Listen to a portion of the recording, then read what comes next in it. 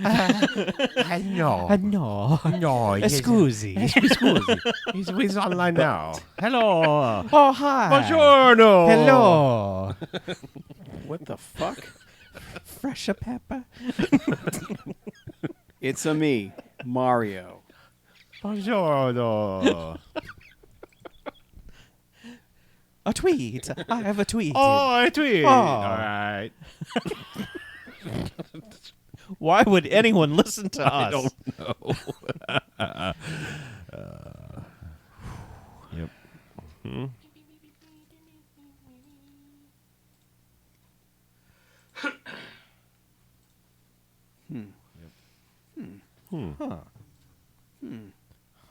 Did somebody tweet? This. That's why he said tweet. Hey, there it is. I said I tweeted. Oh, a tweet. You've listened to the rest. Now listen to the best of the best 2. Join us as we discuss 1993's Best of the Best 2 right now! Exclamation point. Yeah. Strong work, Chuck. Thank you. Thank you. Hey, Hey, don't you... don't you besmirch my work.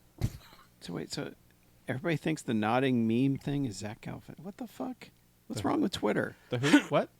The one of Robert Redford with the beard and everything, where Yeah. he's like looking over his shoulder doing the head shake. For some reason, that's a trending topic. That, yeah, PSA: the nodding meme guy is Robert Redford, not Zach Galifianakis. Oh, yeah. Like, what the fuck, Twitter? Yeah, I saw people having... Because he has a beard, he's Zach Galifianakis. What the fuck? No one knows who Robert Redford is. Well, you're Zach Galifianakis, and he's Zach Galifianakis. Yeah, You're sometimes Zach Galifianakis. I'm more Paul Giamatti. Fuck. Twitter. It's true. It's true. Twitter's bad. Get off Twitter. Yeah, quit sucking, Twitter. There's a reason I fucking shut off alerts on you. Yeah. I just go on to retweet shit. Retweet shit. Like people putting rest of the best of the dest of the quest of the What? fest. Called love. She's Mrs. X. Hi.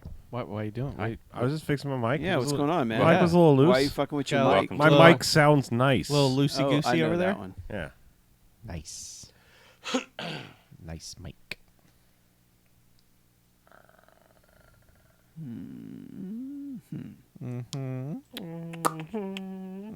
Hey, it's Tuesday, guys. Hey, Special Tuesday live stream. We Yeah. are turning up on a Tuesday. here we are Yeah. on a Tuesday. Uh-huh. Oh yeah. That's right. Did I say Tuesday? Side of the table. Nobody saw that.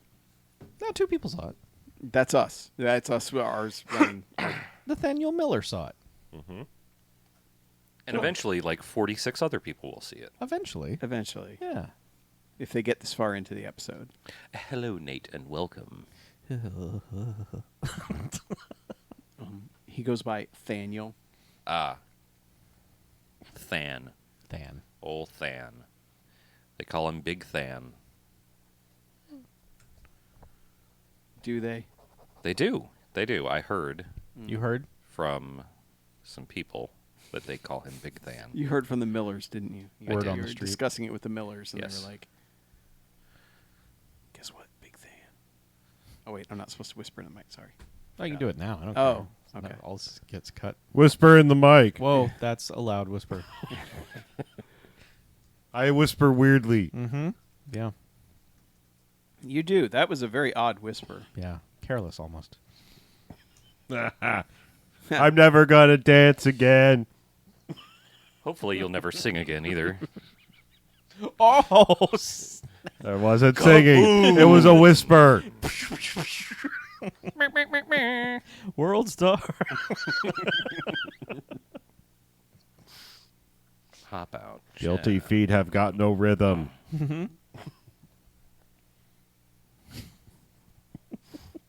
I need to watch that video of the guy just following people around a mall playing the saxophone riff. It's pretty good.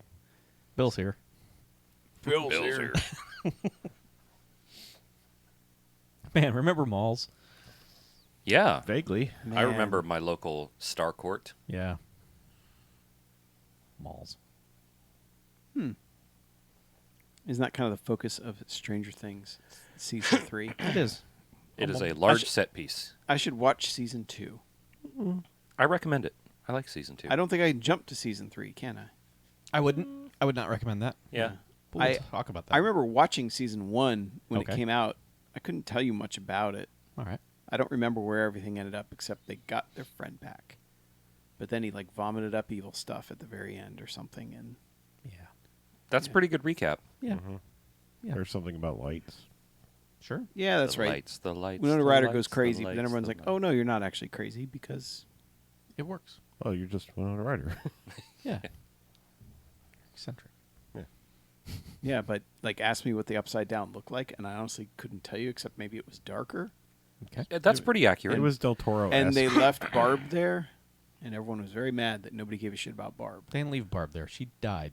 She's dead. She didn't go to the. Well, we didn't see her go to the Upside Down. She just was on a diving board and then she was gone. Yeah, Dead.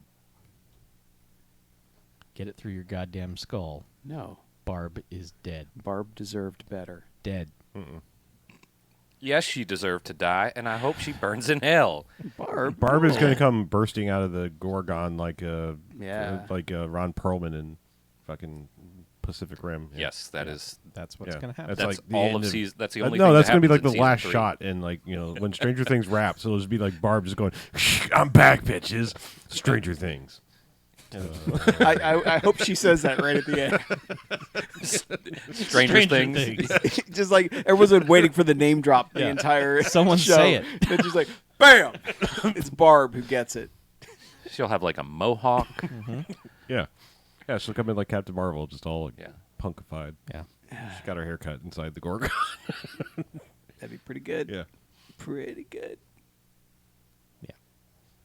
I would watch that. yeah. But I know you guys will talk about that second half, huh? I didn't watch that shit. You didn't watch Stranger Things? I don't give a fuck. I thought you liked the first season. I'm over it. Oh, wow. Wow. Wow.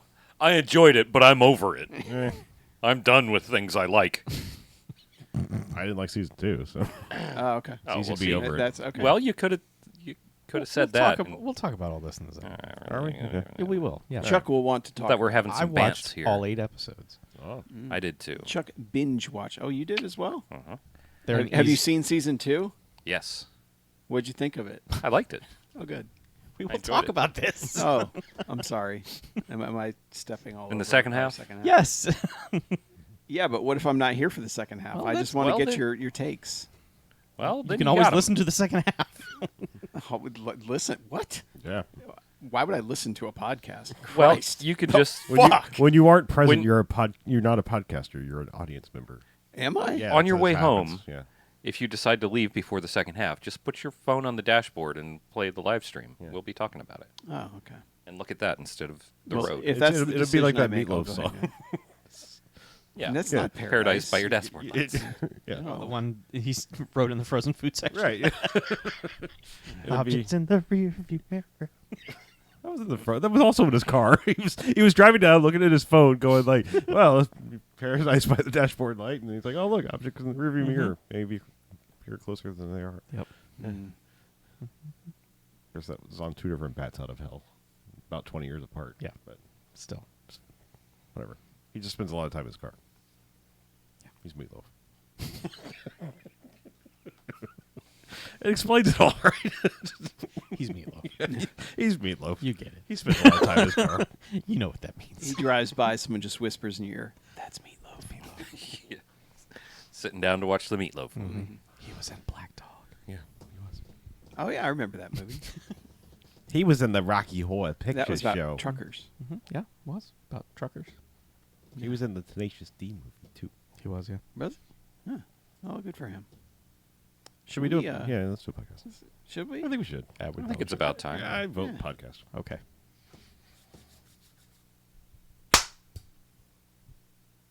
All right, welcome to the BMFcast. Hey, BMFcast. Hey! Hey. Hey. What the hell? Hey. Hey. Ted Levine's joining us for the episode. You caught me mid-yawn. All Well, you got to do to do Ted Levine is just yawn a little Yeah. bit and then try and speak. Yeah. no, No, that's wait, Patrick no, Warburton. no, No. that's Warburton. Hey, it's start- episode 474. Ooh, nice. That is a sex number. probably is. Oh no, I'm sorry. It's a palindrome. It is. Sure. Yeah. So I'm Harlow, I'm Mackie. I'm BJ. I'm Chuck. and what we do each and every episode of this here BMFcast is we go and we watch ourselves a quote unquote bad movie. Come in here and talk about it for the first half, and then they get ratings. Good bad movies, enjoyable bad movies. They get 1 to 5 jocks and robot jocks. I like that rating system Oh, because it's sweet. based on the best movie. It is the best of the best movies. However, there are bad movies that stay away. They get a negative sliding scale, 1 to 5 bags, and some giant bags of trash, for they are the worst of the worst. Boo. I also Junk. like that rating scale. So, we're in the middle of Freedom Month, which means there's no themes. We just do what we want. Watching movies. And That in itself is a theme. what we decided we I've wanted heard to of do movies. was watch a sequel to a movie we all kind of enjoyed. Uh-huh. Best of the Best. We're doing here with Best of the Best 2. Whoa. I Oh, know. wow, they made 2. I know, strange numbering system. But weird. We The should one watch after that. the first one is called 2. I wish they had named it Best of the Bester. Yeah, and then Best of the Bestest. Yep. Yeah. But they didn't. They did not. It's just Best of the Best 2. TOO. Nope. Oh. 2. Oh. also Best of the Best. It's just TO. other people who Yeah. are also Best the of the best of best the best, TO. who also lose at the end. Would you like a plot summary for this here movie? Sure. Yes. Please. I know you love it. The Coliseum is the fighting arena owned by the champion Brachus. Now, after the death of their friend, Rhea and Roberts want revenge. Which are their names? Rian Roberts. and Roberts. About Roberts. Alex and Tommy would like revenge. Sure. Sure. Whatever. Sounds great. Yep. Yeah. There's people in this. They're in the first movie, too. Oh, yeah. Eric Roberts. Yes. He is. You've got the credit thing. He's right? been in The Ambulance. He's also been in Christmas Rush, Hunt to Kill, What the kill? and Best of the Best. Oh, yeah. Philip Rhee, who was also in Best of the Best, but he was also in L.A. Street Fighters and Hell Squad. Yeah, he was. Chris Penn returns from Best of the Best and also Fist of the North Star. Yeah. Definitely what he's most known for. Yes. Those two Absolutely. movies. Yeah. Yes. Eden Gross from Best of the Best. Simon Rhee, who appeared in Showdown in Little Tokyo, Extra Universal Soldier, and also Best of the Best. Wow. Ralph Moeller, German guy. He was in Cyborg, Scorpion King, Far Cry, and also Extra Universal Soldier. Meg Foster, she of the creepy blue eyes. Almost gray. Yeah, it's weird. But anyway, she was in Leviathan, Blind Fury, and Extra Project Shadow Chaser. Hell yeah. And one day, That'd be eight. Masters of the Universe, because Yeah, we'll have to yeah, get to it it's- eventually. It's happening. Yeah. Sonny Landham. He's in Action Jackson, Maximum Force, Extra. He was in Lockup. Also in Predator, Yeah. which is not a movie we'll watch here because Predator's fucking good. Too good. Yeah. Automatic 5 jocks. Yep. And lastly, we got Wayne Newton from Ford Fairlane and BMFcast adjacent, License to Kill, Yes. which we bring up often. Honorary BAMcast Yeah. film. Also, director and writer, director Robert Radler and writer Max Strom, both of Best of the Best. Oh, weird. So there's a lot of Best of the Besting. Yeah, they got They're the just- team they- back They together. yeah, brought they were back just- the best of the best of the best. Yeah. It's rare you get this many in this kind of sequel where they're just like, you know what, let's all come back. Yeah. Except for James Earl Jones. They told that guy to take a fucking hike. Did they? Listen, Did Yes. they? Yes, Or did they he did. be like, No. No. Yeah. They were like, we don't need you. Yeah. I think he was recording his lines for Lion King at the time, Oh. a year early. Well, He was just like, I'm going to stay at home in case Lion King calls. That's a weird thing to say. Long before the Lion King is made. Like, I'm just going to stay at home in case I Lion don't King. pretend to know the ways of James Earl Jones. I'm He's just just- saying that's probably how it went down. He just kept making up excuses, and Yeah. eventually he was the Lion King. Oh, I see. I see. And then they actually called, and then he was the Lion King. Right. I got it. I'm with you. Yeah. So there you go. Yeah, there you go. can't- there's say a that lot he's a of- lazy man, though. No. He's not Oh. a Lion King.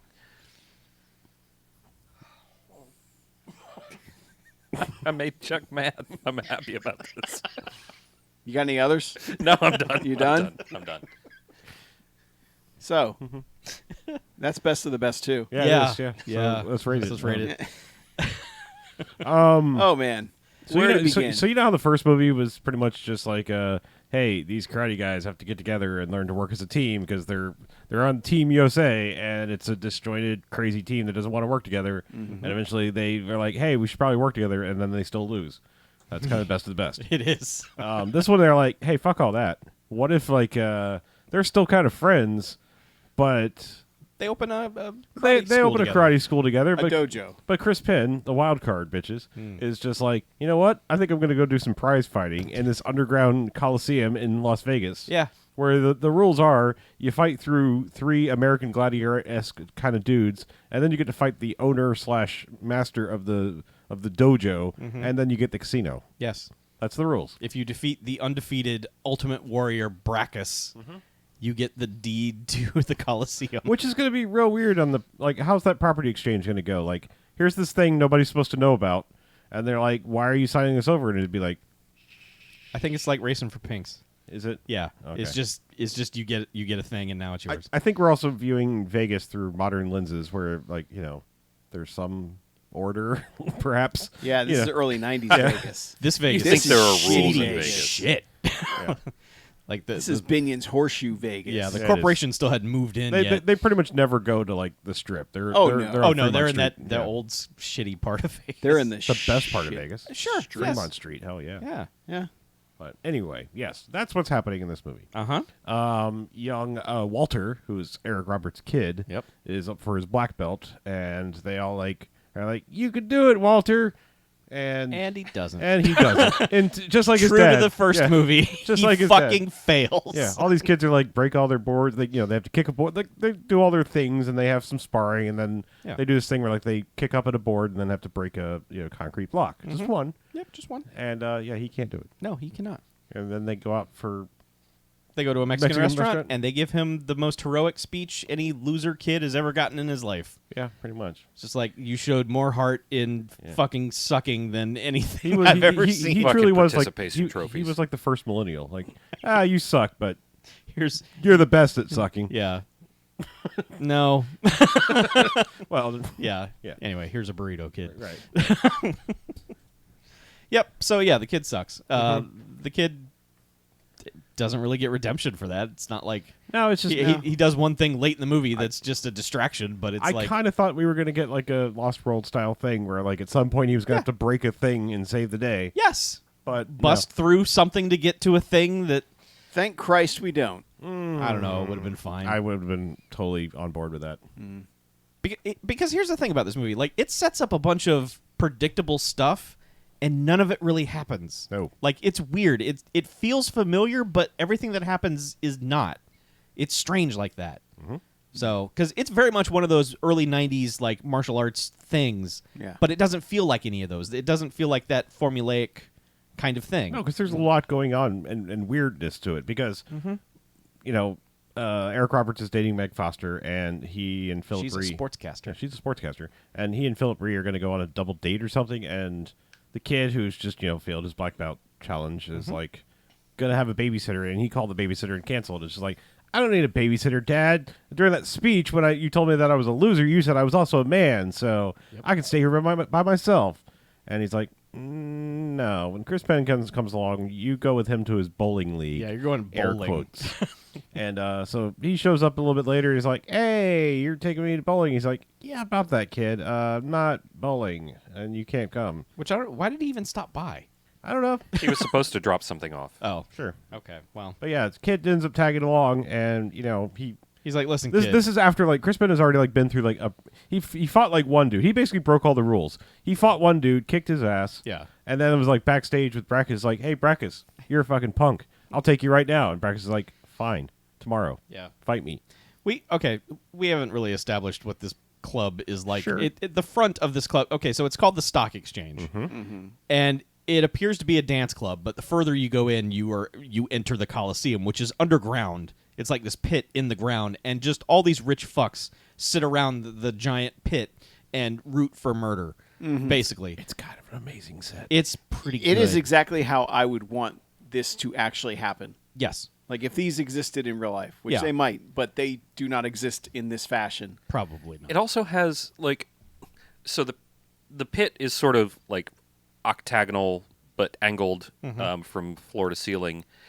And then there's a seating area above that. But then they have what should be like a mega VIP section, which is right up against these.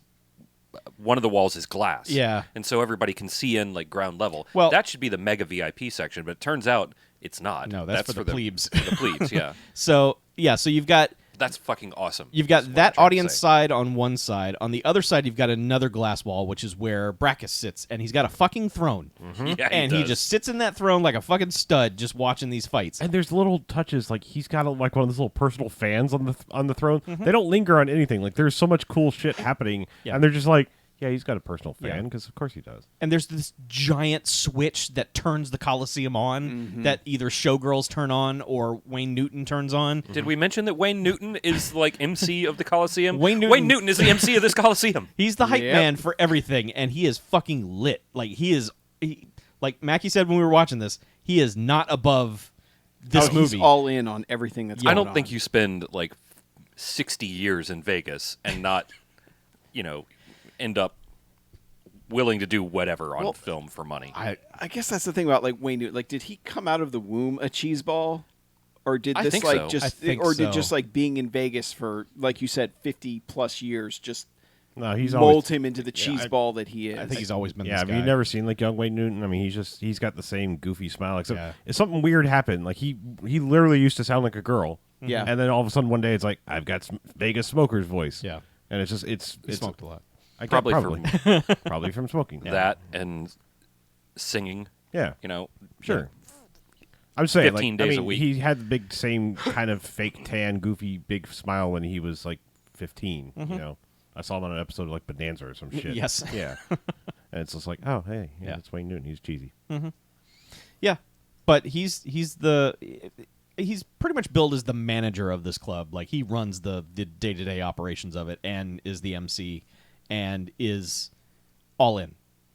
He loves every second of this. Not Oh, only does yeah. Wayne Newton love performing this role, but the character has like a secret crush on Brackus because he is just in love with this dude. Like anything this dude does just gets Wayne Newton so excited. Well, he Yeah. doesn't love Brackus as much as Brackus loved Brackus. Well, like no, this- Brackus loves Brackus. like it way more. is just like he is like I am God's perfect man, killing machine, everything. Yeah. and presents himself as such. And And I can't argue with that. I mean, he's a specimen of a man. I suppose. He is a giant, chiseled man. Yeah. But yeah, so Chris Penn. I just- mean, nothing by it. yeah, Chris Penn just like fights one dude and is immediately like, "Hey, I challenge you," and he's like, "Sure, fine." You know, Yeah, 'cause he's like- skip all our rules. I'll fight you tomorrow. Yeah, because he's like, you haven't fought in what, 6 months? Pfft, come on. Yeah, 2 hits on the chin, you're gonna Yeah. go down. Yeah. So anyway, he sneaks Kid in, like puts him up in like the catwalk with a spotlight guy who he hands him a bottle of Jack Daniels. He's like, "Don't say anything." Yeah. This is after bribing Kane Hodder, the doorman, to get past him too. Yep. Just let this kid in. And he's just like, "I'll be done in a little bit." Yeah. And then The spotlight guy's another guy from Reservoir Dogs, like one of the ones who dies like immediately. Like he's not in any of the movie except for like the planning scene. But yeah, so they just go full spectacle for this fight. yeah, And, he murders him. well, okay, mean- he defeats him. Yeah. And so Chris Penn Chris Penn takes a fucking beating. Yeah. Like he gets like a punch or two in on Brackus, and then Brackus fucking almost murders him. And then what happens is they shut the giant glass partition so that the people standing there can't see anymore, and they cut the video feed. And you're like, what? But all the rich people sipping champagne are all still there losing their goddamn mind. And Wade Newton's like, all right, does he live or die? And you're like, oh shit, this is a super elite murder club.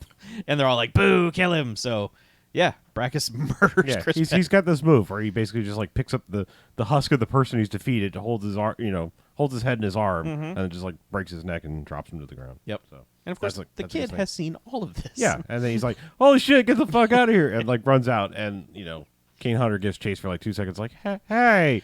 And he has this like, he goes like full on Fear and Loathing in Las Vegas. Like, Yes. he rounds the corner, and everything is just like like flashbacks of watching his fake uncle get killed, and like some dude is just like, "Hey kid, you need a ride home?" Nah. It's like, Yeah, immediately some perv in a members only What? jacket is like, "Hey, Billy, you want to get in my car?" but apparently he runs all the way the fuck home, which is like seems to be in the middle of fucking nowhere, like nowhere in the middle of like Vegas proper. Yeah. But yeah, he just bursts through the door like, "Dad!" And then like next thing you know, He doesn't. No, okay. I yeah, guess he runs all the way home. Yeah. He doesn't call Yeah. or anything. He runs all the way home. Yeah. to Yeah, wherever- he interrupts Eric Roberts' date. Yeah, because they're like, they should be home by now, and he busts in like, "Dad!" Now you see Eric Roberts and Philip Ree like geared up, like, "All right, we're gonna go figure out what fucking happened to this friend." They brought the kid along. Yeah. Like, the fuck, Mick Foster and everybody's at home. What, like they could just keep dragging this kid along to shit he shouldn't be dragged along to. Yeah, they should have sent this kid to Yeah. New York. But yeah, so like they're just kind of busted and they're like, "Hey, we're looking for a friend," and Wayne Newton is at the door, and he's like, "Your friend's not here. It's a nightclub." They do make him wait in the car, but like Sure. they're just like still, it's a stupid plan. But yeah, they just bust through the first level of it, and they get like to the dance club part, which is like the last level before you get to the Coliseum part. And yeah, Wayne Newton just comes to like they're all like, "Hey, we have a couple guys busted through," and Wayne Newton comes out as like, "Hey, this is dance club. I don't know what you're talking about," and he's like, "We're looking for a friend. He was here. He fought," and he's like, "Look, your friend was here, but yeah, and look, he did fight." But he just left with some bimbo on his arm with tongue in his Put him in a ear. cab, and he left. And they're like, that does sound like him. Yeah. So I guess we'll go. So they kind of look for him. Yeah, they're like, I don't really believe him, but let's just kind of go have a montage as we look through him but not really, because like Eric Roberts just goes Eric home Roberts and and paces. his kid goes home. And he just paces like Yeah. he's like he does say we'll go look for him, and he just goes home and paces and while says, "Where are you?" like Yeah. Philip Ree is like going around, and eventually like I don't know what the implication is. It's like they're fishing his body and his car out of the water at the bottom of the Hoover Dam. Yeah. Like, did they push him over the dam? Like, I mean, like I don't know. That's kind of crazy. I mean, you can drive over it, but Sure. still, like, there's big guardrails and stuff. But Who knows? But I yeah, don't they know. fish him out. yeah, they're like, "Oh, Rose rolled an accident." They're like, "Bullshit." Yeah. And don't they just go back with like for blood this time? I Like, believe yeah, that's I what think- they do. Yeah, they're just like, "All right, I don't believe this is an accident for a second." Yeah, because they bust in on Brackus's fancy dinner party Mm-hmm. where he's just lounging in yet another throne at the front of his table, and just like Eric Roberts just explodes into the room, and dudes are just kind of like in the way. Yeah. He takes out a couple guys, not very gracefully, but then just immediately gets his ass kicked by Brackus, like Eric Roberts does. He's just like punch. Yeah, Brackus just picks him Yeah. up, throws him over the Yeah. table. Yes. Yeah. Yeah. To which Tommy Lee comes in, and he eventually shoves Brackus into a mirror. I think he jump kicks him into a mirror. Okay. Does one of those spin kicks. Yeah. And this cuts Brackus's face. Yes. And this is the motivation for the rest of the film, because his beautiful face is now scarred. Yep. Yeah, because like they're like, "Get him out of here," and they eventually finally do. Yeah. Or, Well, they got the worst doctor in the entire. Yeah, for all the money Tri-state they area. got. Yeah, Yeah. for all the money they got, they hire a vet. Yeah, they get You the know, vet in they there. just- And he's like, the alcoholic vet. That's the Like, best I "Oh, can do. Yeah. See ya. Yeah. It's going to scar real bad. Not like a plastic surgeon, perhaps. They're Just to kind No, of they get the stitch it up. guys like, I usually stitch up dogs, Yeah. but I guess this will work on This you. is a $20 million a year Easily. establishment, just the Coliseum.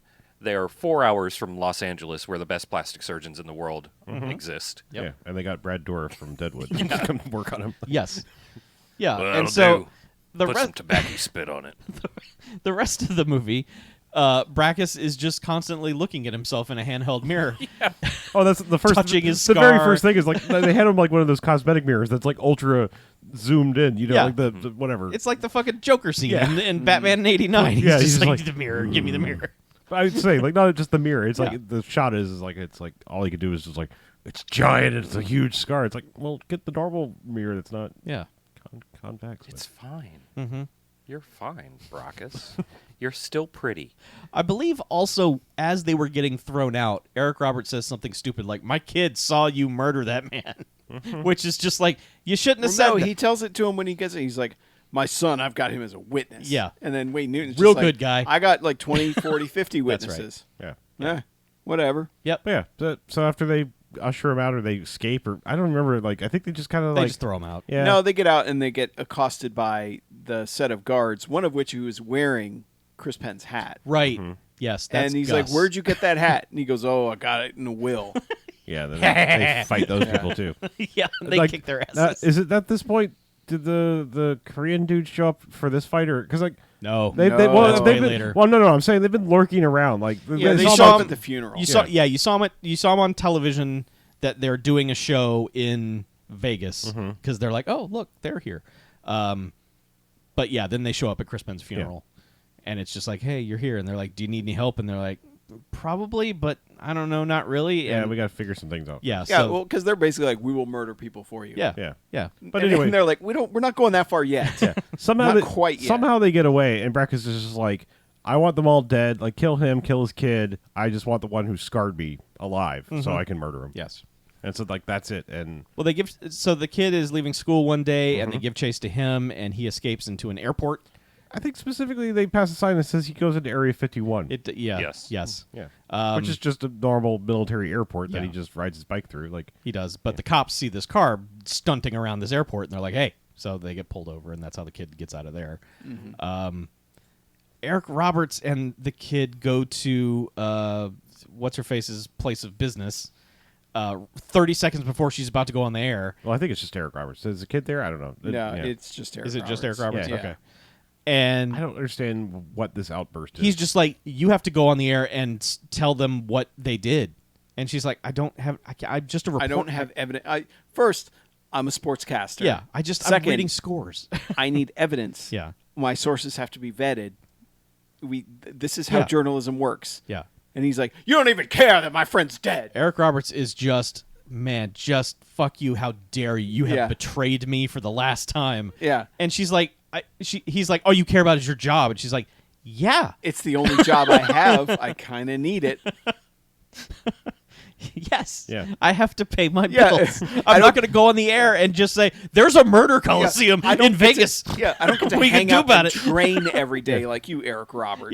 Yeah. She's a Some of us full-time have to- sportscaster. Yeah. He's a part-time karate instructor. Their budget for a house is $7.2 billion. Yes. God, Eric Roberts, he's kind of the worst Yeah. in this movie. Like, especially towards her, but it's just like, fuck you, Eric Roberts. It's Eric Roberts, and this is so strange considering he seemed to be well trained in the first movie of on par with the rest of the karate people. And in this, it just feels like we had to get Eric Roberts back, but all his training left.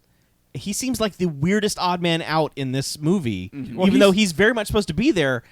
He's super fit in this movie. Absolutely. But yeah, Oh, yeah, it does he's not cut seem as it does hell. not seem like he knows how to fight anymore. No, it seems like that skill is gone because like his fight seem assisted in some way by filmmaking or stunt doubles or something. Whereas in the first movie, he was very competent in Yeah. what he was doing. Well, it's also annoying because he's continually having to be reactive to like protecting the kid. It's like just get the kid the fuck out of the movie. Right. Like Send him yeah, put him on send him somewhere. Put him on a train. Like you've Just got to have some distant aunt or something. Yeah. Just be like, hey, Send him to Korea. Yeah. send him to James Earl Jones sure, yeah, anybody. or that Weasley guy from the first one. I'm sure or that lady from I'm sure the first Eye Patch one. dude would be like, yeah, I have family back in Korea. Yes. He'll be super safe there. Yes, send him to the people who beat your asses in the first film. They will keep him safe better than you. Yeah. But anyway, so yeah. But they go home. Yeah, they go home and they're like, well, I guess that's settled. We showed them, and then it's just like dudes show up with guns and are going to murder him. It's like first it's like they catch like just barely catch the guy outside shooting into, and it's like, oh no, dive out of the way of bullets and hide behind your kitchen furniture. Yep. Like the Mr. Coffee and the blender and everything goes. Oh yeah, every appliance gets fucking shot to death. And then guy comes through the front door, and Philip Reed, like Tommy. This is the first moment of ultraviolence in this film. Yeah. Yeah. Well, I think To which three of us went, "Oh no," and one of us went, "Fuck yes." yeah, I think That's there's, right. I think there's three dudes that come at them with the guns, and like Eric Roberts disarms one. Yeah. And is this where this is where the kid helps him? No, the kid. Is it- the is kid it later? is in the final Okay. confrontation. Yeah, I guess- the I kid's guess- fucking useless here. Yeah, I guess they just dive behind it, and like Philip Reed disarms this one dude. But all right. The first move he does is he gets the gun and like flips it around on him and has it like pointed at his head. He's like, You "You want still wanna to shoot you want me?" to shoot me now? Why don't you shoot me now?" While it's like pointed at his head, and then he's just like, "Hey, you know what? Fuck your elbow and your wrist," because he just like he turns it into wet spaghetti. Like, Yeah. There's a close-up on whatever piece of human body this is, and it just goes from how it's supposed to look to, like, suddenly inflating to a softball and compressing, and you're just like, oh, dear God, no. Yeah. Yeah. What did we settle on? Did we say armagami or Origami. garmi? Or a garmi. Yeah.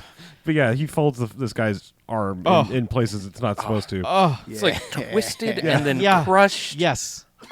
Yeah. Yeah. Yeah. No. Yeah. It's like Fuck that guy's arm up. You ever take one of those like Fuck balloon it animal up. balloons and like kind of try to push it together and it bulges out? Yeah, it's like taking a bendy straw and compressing it back together, Yes. but doing it too much and it bends out like it Yeah. Ugh. Oh. Yee. Oh. Ugh. Yeah.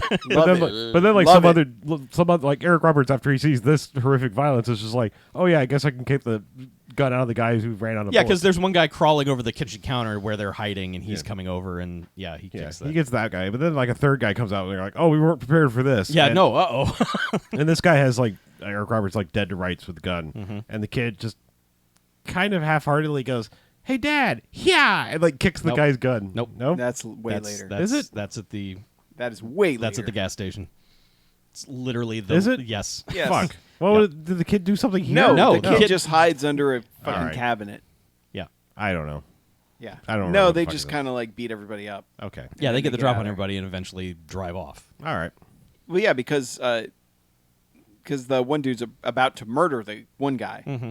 Like he's got the gun in his face, and Yeah. And he's Eric like, Roberts yeah, talks hiding him the out kid. of it. Yeah. and then Don't let my kid see another man die Yeah. today. Yeah, that's right. That's what I said. Like he's already seen one murder this week. He Yeah. can't handle another. You're gonna break his brain. That's right. Yeah. Yeah. Okay. Yep. So yeah. that's when they go out. They drive out to the desert. Mm-hmm. And they drive to what is just like a rundown gas station / just trinket stand. Yeah. And it's obviously this Native American family that's running it. Mm-hmm. And Philip Ree goes over to them, Well, and he gets out of the car with his head down, and they're like, "Kid, we need some Oh, gas yeah. and stuff." And then he just like stands up, whips his sunglasses off, and goes, "Ha ha!" they're like, Tommy! Yeah, and it's like, "Hey, Grandma," and we're all kind of like, Yeah. what?" Because even the kid's like, Dad? And Eric Roberts is like, I'll explain this later. Mm-hmm. And they give some very brief, like, thanks for adopting me, blah, blah, blah. Anyway, let's go Yeah, inside. this is the lady that raised me. Yeah. It's like, okay. And that's all we get for Yeah. that backstory. And then basically she's like, I know you're in some trouble. Maybe Jimmy can help. And he's like, what? Jimmy's here. I don't want to talk to him. Mm-hmm. All the while this is happening, Eric Roberts is going, who's Jimmy? Who's Jimmy? And then he's like, They're ignoring him. Yeah, completely ignoring him. He's like, Jimmy's worthless. He can't even help himself. And who's Jimmy? He's like, I don't want to talk to him. Tell him I don't need his help. And then he's like, excuse me, who's Jimmy? He asks it like 5 times. He does. Yes. Yeah. It's real good. It's real good. So And then we get to meet Jimmy. Yeah, we go outside and meet him. It's Billy from Predator, Yeah, who funny is later. just drunk off his ass on the hood of a car, and he's just like, oh. And it was just like, hey, Billy. And he's like, oh, you. Fight me. Yeah. Basically, he's just like, Yes. I hope you learned something in the 16 years since we saw. Fight me. Hit me right here. One Yeah. good hit. Come on, fight me. So Tommy Lee like kicks him in the face a couple of Oh times. no, not after. Like first, he's like, I'm not gonna fight you. I don't fight drunks. And then like, basically, both Philip Ree and Eric Roberts have to get their asses kicked before he's finally like, all right, you want me to hit you? I'll fucking hit you in the face. So like, Well, so yeah, he knocks Philip Ree around a little bit, and then Eric Roberts is just kind of standing there, and then he just like punches Eric Roberts in the face and stomach, and Eric Roberts is like, "What did I do? What the fuck is that about?" yep. So Then he's just kind of like, hold on. Oh no, I'm sorry. Tommy finally gets one good, like real good kick on his chin and yeah. kicks him to the ground. he's like, "Oh, and he's like, and then snap. he just spits out some blood. He's like, oh, that kick actually snapping. And then He he's spits like, out a mouthful of ketchup he does. Yeah. all over his shirt. And then he stands up. He's like, all right, now it's go time. Wait, hold on. And then just proceeds to vomit in small bits for about 30 seconds. Yes, It's so good and so real. Because it's not like, it's not like that movie like, oh, I just had one big mouthful. Blah. No. It's just more like, It's just here's another teaspoon of stew.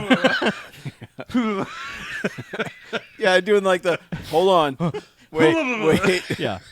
To the point where Eric Roberts just starts laughing at him. Yeah. It's just like, man, you're pathetic. Like, never mind the fact that this guy just sucker punched Eric Roberts 2 seconds ago. Eric Roberts is just straight up laughing at him, and then the two of them just walk away.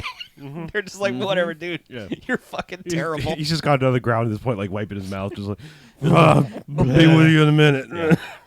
God. Yeah. So then it's just like living at this farm / gas station for a while, like It's workout montage. kind of, Yeah. but I mean, like grandma's like teaching him how to like feed the chickens and stuff. Teaching like she's kind of taking care of the kid and teaching him life lessons. Well, And, they and push this abandoned car out of the garage, and it's so they can train in the garage. But at first, it looks like they're going to rebuild this car. And I'm like, why are they doing that? Yeah. You came in a perfectly good car, unless you're going to make some weird Mad Max murder vehicle. they But probably should have. they should have. Yeah, just drive it in like Drive it like into the over top, Coliseum. yeah.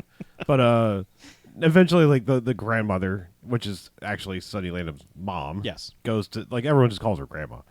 She goes over and is like, "Hey, when you came back, I thought maybe you like had gone out to become a man and everything, and you come back a drunk. So help them and clean your shit up or get the fuck out, basically." And then that's like the end of that night, and she goes to bed. And then he wakes up the next day. He's like, "Where are they?" And agrees like, "All right, well, I'll help you. I'm still drunk, but I'm Yeah. the only one here that's actually knows for." Yeah, because Tommy's He like, doesn't say- no, I don't want your help. He doesn't say I fought Brackus. He's like, I know Brackus. But then later it's like, okay, you fought Brackus? He kind of says, I'm one of 3 people on the planet who can give you this advice or I can something teach like you that. how to beat him. Yeah. So, and then it's just like, all right. And then it's just more training training. montage. Yeah. Yeah. Yeah. And he's like, I don't know how he knows this, but he's like, all right, at some point you're going to fight with sticks. Well, So- obviously he was either involved in the Coliseum somehow, or I guess. Or Brackus has some sort of MO. Yeah. Where it's just like he always... that's just how the Coliseums go across the world. Oh, sure. I would yeah. like to see the expanded Best of the Best universe where we see Yeah. El Coliseum, Best of and the Best Le International. Coliseum. You No, have to read no, the no, no. tie-in comic to Yes, see that. yeah. Oh, yeah. There are 4 tie-in comics. Right. You have to read all 6 before yeah. you can understand. There's also an album by Coheed and Cambria that's 45 hours long. Oh, good. And a web series. It's one song. Oh, okay. A web series. Yeah, but he teaches them how to fight with sticks. And this is... the middle of this movie is weird because it feels like a Bad News Bears thing where it's just like, we have forgotten fighting. I mean, Eric Roberts has obviously forgotten fighting because he's not doing much, but... Right. But, like, Tommy Lee doesn't seem like he should need training. Like, because he teaches him how to pick up this... Like, he drops the stick in front of him, and then when he goes to pick it up... Cracks him in the face. Yeah, and it's like, dude, you're a fucking ninja. You should have known that. Like, what are you doing? And he's like, pick it up with your foot like this. And it's like, yeah, I would have known to do that. Would you, Chuck? Yes. That's one thing I would know. Okay. Pull the pin, pick up the stick with your foot. All right. These are things I know. Okay. So, yeah, he it's just a teaches him montage. how to be fight. And then eventually at some point, he just reveals that, like, remember that wreck I was in? Brackus was the wreck. And, of course, because Sonny Landham at some point he has to rip his shirt open. Yes. But, yeah, he's got, like, some kind of weird scar pattern on his stomach. And it's like, I don't know what that means, but Yeah. all right. I guess Brackus fucked you up. Yeah. It's like, was it actually a car wreck? Was it, like, a fake death thing, but you didn't actually die? Is that why you're a drunk? I don't know, but sure, yeah, you fucked with Brackus, I guess. And, Yep. and they're like, well, I guess we're just about ready to go fight him. And then, like, It's the next morning, and Yeah. they awaken 2 guns in their face. Mm-hmm. Eric Roberts says It's specifically, yeah, yeah. and it's all the henchmen. All the henchmen are here. Mm-hmm.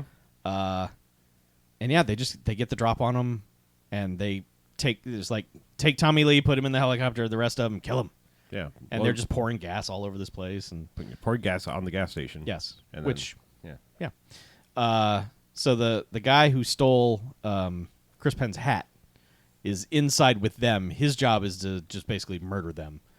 Everyone else is loading back up in the helicopter. And, man, so one guy comes over to tell one of the henchmen, hey, Gus hasn't come back yet. And this guy fucking goes ballistic. He's like, don't you ever fucking touch me again. Yeah. Like- His blood pressure shoots up. Like, Yeah. Yeah.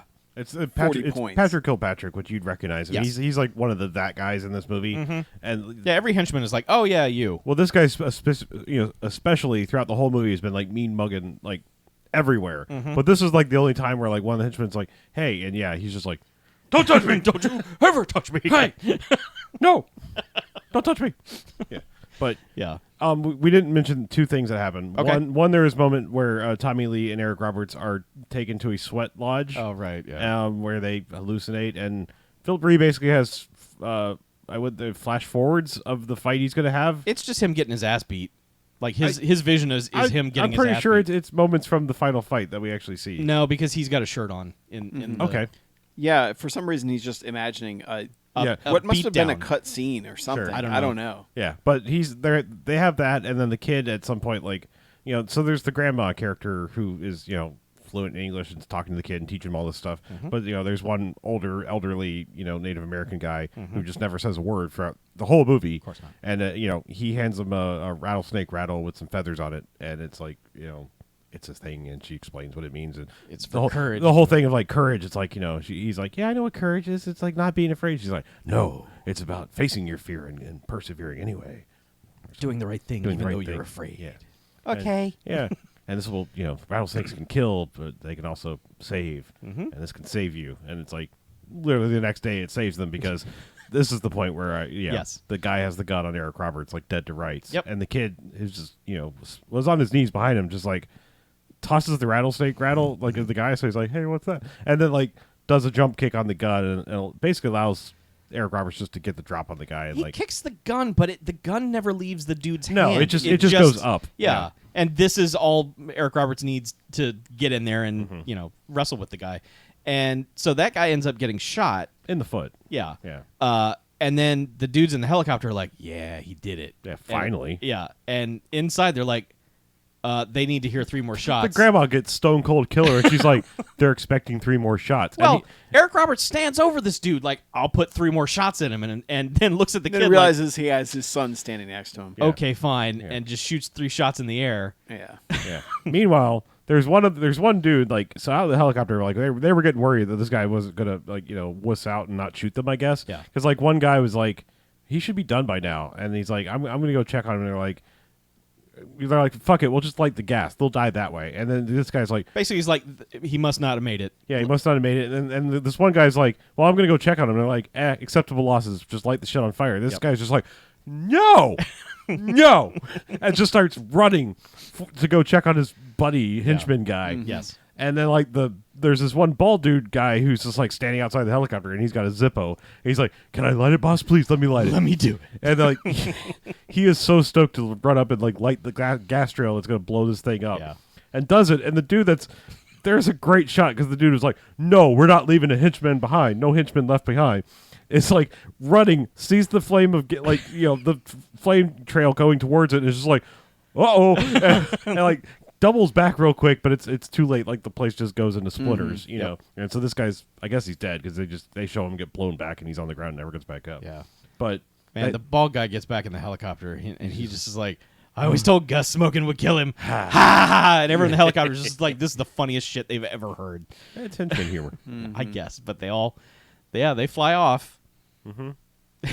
And it's just, Yeah. they circle around to make Tommy look at it, and this place explodes, and secondary explodes, and just Yeah. I mean, so much they go to a long shot, Yeah. like from the helicopter Yeah. of everything going up. yeah, they knew to have plenty of coverage of this because this was their money shot. Yeah. And they just turned out they hid in the storm cellar, which was apparently explosion proof. Maybe it was a bomb shelter. I don't know. But Yep. there's probably a few of those in like Nevada and New Mexico and stuff.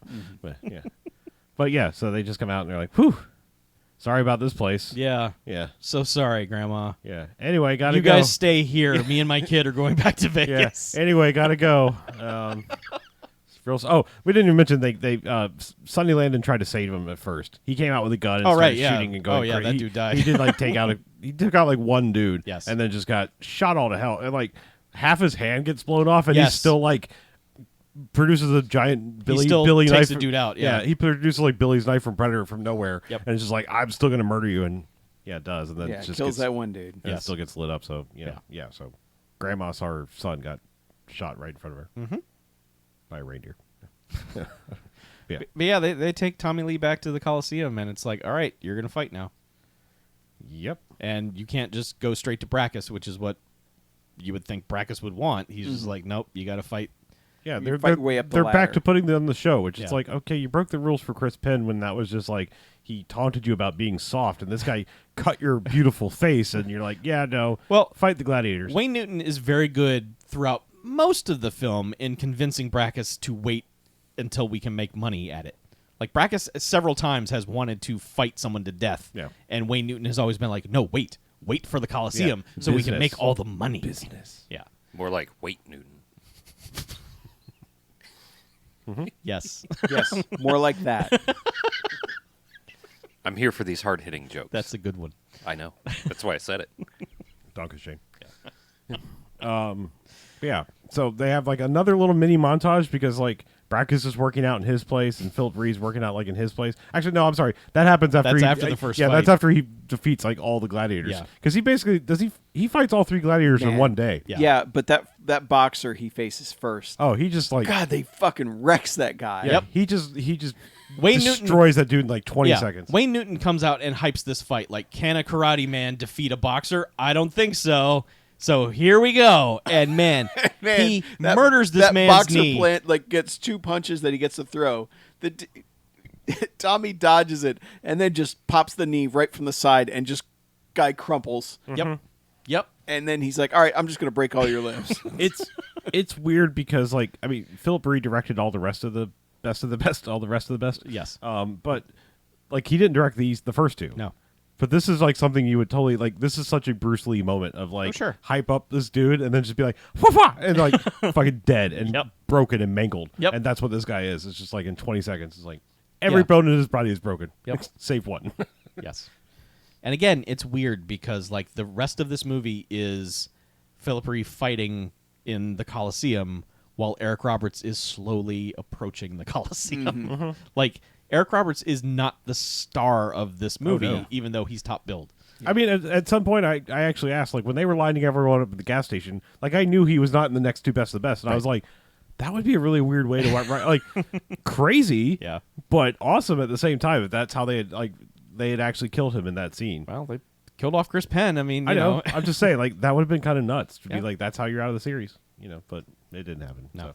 But yeah, he basically, like, while he's fighting the first fights or whatever, like, he meets back up with Meg Foster and is like, here, my kid. Take Yes, him. he- Like, he I'm sorry, like, throws his kid at like, I'm sorry, I You wasn't gotta mad take at you. care of this Yeah. piece of shit. Yeah. Anyway, gotta go. And she's like, "You mad?" And he's like, "I gave you my kid. Yeah. Obviously, I trust you. God, you're dumb. Anyway." yeah. So he goes full Napoleon Dynamite. God, Yeah. you have He my leaves. kid. Jeez. Yeah. He leaves, and that's the last time you see her. But also, when he does drop the kid off, she's like, Brackus has Tommy Lee. They're fighting in the Coliseum right now. And it's like, what the fuck? Like, you acted like none of this was verifiable when you were on the air, and now you know all of this? I'm What pretty the- sure Meg Foster sold them out as far as being where they were in the. Oh, you think? Yeah, that's my theory. Okay. because it makes no sense that they traced him to Yeah. that gas station in the middle of fucking I nowhere. thought it was going You to got be a point. Billy. I thought Billy was going to be the one who was like, "I've sold you all out for firewater or whatever it was that I need to to stay alive," or he's secretly working for Brackus or whatever. I don't know, but yeah, that's never explained. No. At all. The kid probably called somebody. and triangulated. Yeah. No, he just called somebody. He was like, "Yeah, we're totally staying here." Yeah. But yeah. Yeah. So Tommy Lee has to fight 3 dudes. He fights the boxer in 12 seconds. He fights a dude with nunchucks. Well, first dude was like a straight up like boxer. Right. The next guy was like the wrestling champion of the Oh, world. right. Yes. Just this ripped dude in a gladiator outfit who's just And like, raw. that guy, like, it took him a little bit longer, but not by much. Well, Like, he beats that guy by doing some sort of flying scissor kick. well, thing. he beats him like legitimately, and then the guy gets that like second like horror movie villain thing where he's just like, rah, and he's like Billy's already or Tommy's like already like fucking leaving. He's like, I'm done with this shit. Yeah, it's like, I won this match. because the first time he's just like, open up the fucking gates, I'm done. Yeah. Because like that's the thing is like for him to have like he thinks like everyone he knows and cares about has been murdered by these people.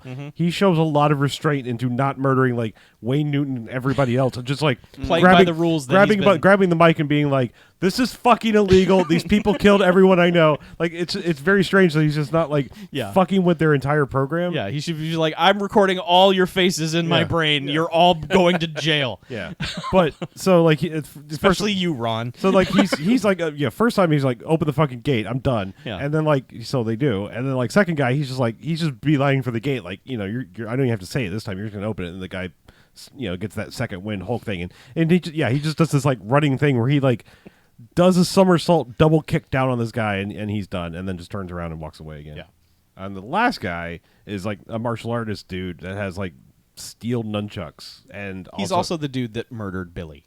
Yeah. Yes. Because he flashes back to that at the very end. Right. But he also has this, like, this braid of hair with, like, a metal ball, like a Yeah, this like, is some Shaw Brothers shit. Yeah, it's like a morning star at the end of his hair, basically. Yeah, because so he comes out with the nunchucks doing, like, I have nunchucks, and he's like, yes, you do.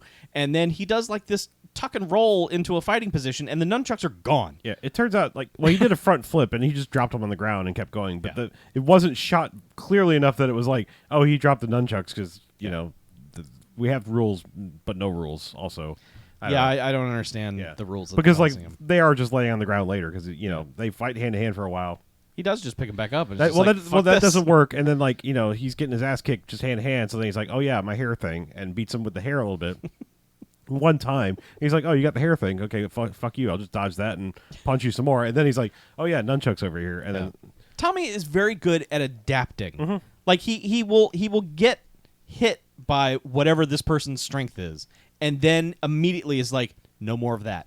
I have solved this. he took a few nunchuck hits. Yes, he did. Like, it really did. Like, and then it was eventually like, all right. But then he realized, okay, jump over the first one. This is the only part that, like, really made me angry because, like, he dodges the nunchucks and, like, punch this dude down the ground where he's just like, ugh, and, like, hands, and it's like, take the fucking nunchucks that are on the ground, or just jump on him and beat him to death. Just, like, I don't understand, like, his restraint. Yeah, you have nothing left to live for. You think your entire family. Well, because you were dead, you're like, oh, he has honor, and then he has that flashback of, like, oh, this is the guy that killed Jimmy, and he's like, oh, fuck this guy, and just does the, like, jump on his chest and just beat him down to death, and then eventually he's like, oh yeah, I guess I still have honor, so he stands up and doesn't murder him, and it's just like, fine, bring me Brackus. Well, Brackus just walks out in his casual outfit, and he's just like, all right, tomorrow I fight this guy. And again, it's just like, no, how about right now? You wanted a fucking show. I'm going to murder you. Yeah, I'm in murder mode. Let's go. Again, I don't understand why Brackus isn't just like, okay, he's worn down, and I hate him because he scarred my beautiful face. Sure. Time to kill him. It's weird. But yes, they have another little mini montage where they're both training in their own ways. Like, Brackus is, like, hitting the gym and, you know, just getting swole. And he is. Yep. And Billy's just... Or Tommy. I keep saying Billy. Like, why do I keep saying that? But yeah, it's just like... No one's actually named Billy. We just keep calling his brother Billy. Yeah, you've been fucking with me by saying... fucking like he's from Predator. Sorry. Yeah. I don't know why they let Tommy train. Yeah, I don't know, but he's just stretching. And also, like, you know, I wouldn't do anything because they're just going to report back like, hey, he's doing this move. Yeah, exactly. You know, like that's going to be kind of useless because there's a guard just standing by him the whole time. But he's basically just doing stretching and stuff like that. And then it's next day. It's fight time. Yep. And Wayne Newton's in a full, like, oh god, gold, like in a gold lame suit. It's like a gold Nehru jacket. It's kind of glorious. It's beautiful. Yes. We have seen Eric Roberts, who is on his way there, and he's in a white tux. Yep. And he stops in, like, the casino part. Well, he sneaks in the back door. Yeah. Well, we've also seen, like, I don't think we mentioned the whole time. There's betting, of course, on the Coliseum fights because it's Vegas. But, like, this is the point where it's like there's some dude, like, literally slides $500,000 and puts it on Brackus, and he's having this debate with somebody. Like, all right, you're going to bet $500,000. You're not going to get to the window and be like, I don't know which one. Yeah. But you just carried all this cash. Like, and he's just like, the safe money's on Brackus, so $500,000 on Brackus, and it's just kind of established. That girl's like the window girl's like, how much money is this? He goes, $500,000. She goes, we money counter. Yeah. It's so weird. It is. Yeah, it's like, but I only say you this should be because used to it's this. your job to take the money. I only say this because it's like establishes. All right, there's a bunch of rich fucks here with way too much money, and they'll have this weird bloodlust because they cut to the bar, and there's this brash, like, Texan oil dude who's just like he's coming up to, like, every lady, like, hi, I just flew in from the Big D. I guess he means Dallas. And Yeah. he's like, I'm here to watch the fights, man. It's gonna be the best. Hey, ladies, I got a suite up here. Like, you want to join me later? No, okay, bye. And then he's just like, hey, what? No, not you either. Because like it turns to this other lady, and she's just like, no, and just leaves. And he's like, hey, fellers, you look like you're from pretty far away too. Where are you from? And it just turns and it's the Korean dudes and the eye patch guy, and he's like, hey, where are you from? And he's like, Houston. Houston, Houston, woo! Houston. All right, Come back here, hey lady. yeah. And that's when Eric Roberts shows up. Is like, hey guys, you ready? Well, he goes through Oh, the back door. that's right, because yeah. he's confronted by Kane Hodder, who for some reason threatens him with like a pen. Well, I think he's got like the pin for checking off people on the list. Well, whatever. He threatens him with this pen, and Eric Roberts just takes this pen and jabs it through his hand into the door. And Kane Hodder's just like, "Hey, ow!" And then just yoinks it out. He's like, "You come back here." So now Eric Roberts is being chased through the casino. yeah, but he basically gets through to the bar area and is like meets up with them. Hey guys, And he's like, "You ready?" And you're like, "You ready?" Because like, "You ready to mess up your fancy clothes?" And they're like, "Yes." What about you? And he's like, "It's a rental." Here they come, and of course, like the security guys are in like the gold, sportscaster jackets, Of course. and so like they all come out and at him and just they have a fight. yeah, It's they it's a crazy they fight. just keep throwing like groups of 4 dudes at these guys, and they're just like, "All right." The eye patch dude is going to take care of 3 of them, and Eric Roberts will take care of the other guy. Yeah, one dude gets thrown off the balcony like into this like lighted cocktail table That thing. dude threw himself off the balcony. Okay, well, sure. Yeah, but a guy goes from the balcony into like a lighted fancy cocktail table thing. He didn't get hit that hard. Sure. He just decided time to go out. Yeah, I don't want to do this job anymore. yeah. I've always wanted to try skydiving. Yes. Here I go. Yeah. So inside it's the big Yeah, they're getting like to the Coliseum, and still more people are coming out, and like one last batch comes out at them, and like Eric Roberts is like at the plea glass, like, hey, well, yeah, Tommy, 'cause- can you hear me? So like the Brackus Tommy fight has started, and they keep kind of cutting back and forth. They keep cutting away from the Brackus Tommy fight to see what Eric Roberts is doing, and that's a real momentum killer each time it happens, because it's like, I don't necessarily care about the henchmen of this place. I want to see how Tommy is going to defeat Brackus. Like these other 4 guys, like the only reason you should care about these 4 guys is because you think they should all enter the Coliseum and all 5 of them are going to murder Brackus at once. And that's not what happens. Yeah, I mean, because it's happening concurrently. Tommy has gotten a few hits on Brackus, but he's mostly getting his ass kicked. And in fact, like at the He's time, holding his own. He's doing a hell of a lot better than Chris Penn did. Yeah, he's doing a lot better than anyone else we've seen fight him. But then again, we haven't seen that many people fight him. Yeah. But he's like, by the time Eric Roberts gets to the glass and is banging on it, like where he can't hear him. Yeah, he's just like, Tommy. Yeah. Like, what are you trying to get Tommy killed? Like, are you What Yeah, is it don't you're trying to distract the do? man. I don't know, but like he's already got him in like the death chokehold thing. Like he's about to like finish him, and Eric Roberts basically like ends up catching up with Patrick Kilpatrick, the henchman dude. Oh, God. And it's just like like I have been waiting for this. And Well, that dude says the buck stops here, Yeah. bucko. yeah, he does, and that's the last we see. Well, that's the last we hear of him, because Yeah. next thing is like he's getting thrown through the glass, and Yes. that's what like distracts like Brackus, and everyone's like, what the fuck? What's happening over there? Yeah. And Tommy's able to basically like I'm pretty sure he like sees Eric Roberts and is like, Eric Roberts comes into the ring and just stands there and says, Tommy. And Yeah. Tommy's like, oh, yes, time for me to win this now. Oh, he's like, oh, you've given me the Thought his strength. friend was dead. You've Yeah. given me the strength to dick punch him, because that's basically what he does. Yes, finally, he punches him in the dick. Because he's got him in the death chokehold thing, and he's just like, oh yeah, dick punch, and also head kick, and now let's actually fight, and gets a few more hits in, and then I think like it's like stop the fight again because it's stick fight time, right? Or did No, the the stick fight stick already fight happen? had been happening. Yeah, the Okay. stick before fight this. had already happened. All right. But at It's- this point, they'd just given up on the sticks. yeah. And but But God, they have 2 showgirls. Like, there's like trumpets or something, and they both look over, and there's 2 showgirls standing there with the sticks. And they basically stop the fight and wait for the showgirls to present them with the sticks, and then they fight. And these sticks are metal. Oh yeah. So they've added this digital sparking whenever the sticks hit each other. Love it. It's real good. Yeah. Might not even be digital. I think it was. I There think it was was some just digital. rotoscope.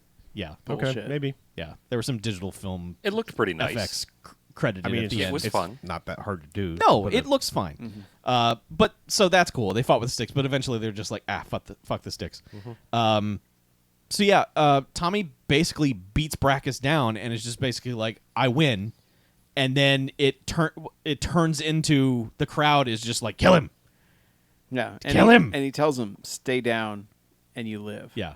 And Brackus violently throws himself down Yeah. for half a second, like, all right, fine. Rah! But that doesn't last very long. No, because Tommy does the like, all right, fine. I guess you get to live for no reason. Right. And Thing he- starting he- to walk towards Eric Roberts. Yeah, he turns to Eric Roberts and is just like, oh, dude. And Brackus pops up behind him like fucking Jason. And Eric Roberts is like, Tommy. And like in one move, just murders Brackus. He just swings around. He basically does the thing where he's got his Brackus's head pinned over his shoulder, like the back of his head is on his shoulder. Yeah. And he's got him in a chokehold. And then and then just snaps it. and he's holding him for a second, and then does he have the flashback to, like his brother getting killed No. and all that? This is all like one fluid motion. It's Okay. just like, oh, he's coming at me? Well, fuck that guy forever. Yep, And which he does. He murders him. Brackus is dead. Snaps his neck. Yep. And we should mention, like, there's a bit of a shot, because Wayne Newton always, like, when he's done doing his announcing, like, has a ringside seat and, like, a weird headset thing. I don't know who he's communicating to. Sometimes he has two headsets I don't on. know if he's, like, still calling the fight, like, I don't know if it's, like, He's talking to the control room and his goons. Sure. Because they're the ones who alert him that Eric Roberts is coming. Yeah. When Brackus kind of starts to lose, he kind of like gets up and you think he's going to do the weasel like sneak away thing. Right. But no, he's like just going down to the ring to like basically like, hey, our new winner and owner of the Coliseum, it's Tommy. Yeah. Yeah, he's the best. Why don't you say something, Tommy? And They're just trying to leave, and Eric Wayne, Roberts- Wayne Newton's like, come on, play along, say something. And Eric Roberts is like, yeah, go ahead, say something. And he just gets to the mic and he's like, the Coliseum is closed. And Eric Roberts just flings the mic. Yeah. And we get the good drop like pew, sound as it hits the ground. And they walk through the gate, which slams shut. No, like they're walking out, and he's like, "What are you doing? Like that's $20 million a year." And Eric Roberts just right. does like the backhand to Wayne Newton. Yes. And Yeah, he's- Eric and Roberts he- got to hit somebody. And they do like set up some sort of sequel thing. 'Cause he's like, "You'll be back" or something like that, and it's just like, and then they shut the gate just and slams sort to of black. high five and the credits basically. Yeah, Oh, yeah. It's almost credits like as soon as he says the Coliseum is closed. yeah. Yeah. Because Eric Roberts then elbows him. I mean, I'm pretty sure it's like the gate coming up slamming is what slams you into credits. Yeah. So. Yeah, and Wayne Newton is yelling, "We'll be back," and he says, "Don't bet on it." Right. Yep. Yeah, that's the movie. Smash the credits. Mhm. One thing I will say, the music.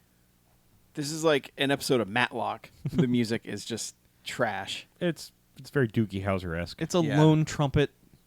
Well, it's like sound. synthesizer trumpet. Yeah. But that's what it's not very. Strumpet. Like the first movie had a Had bunch that- of just like. Well, the first one we had that one theme that kept coming Yeah. up, if I remember right. Yes. Yeah. And this doesn't have that.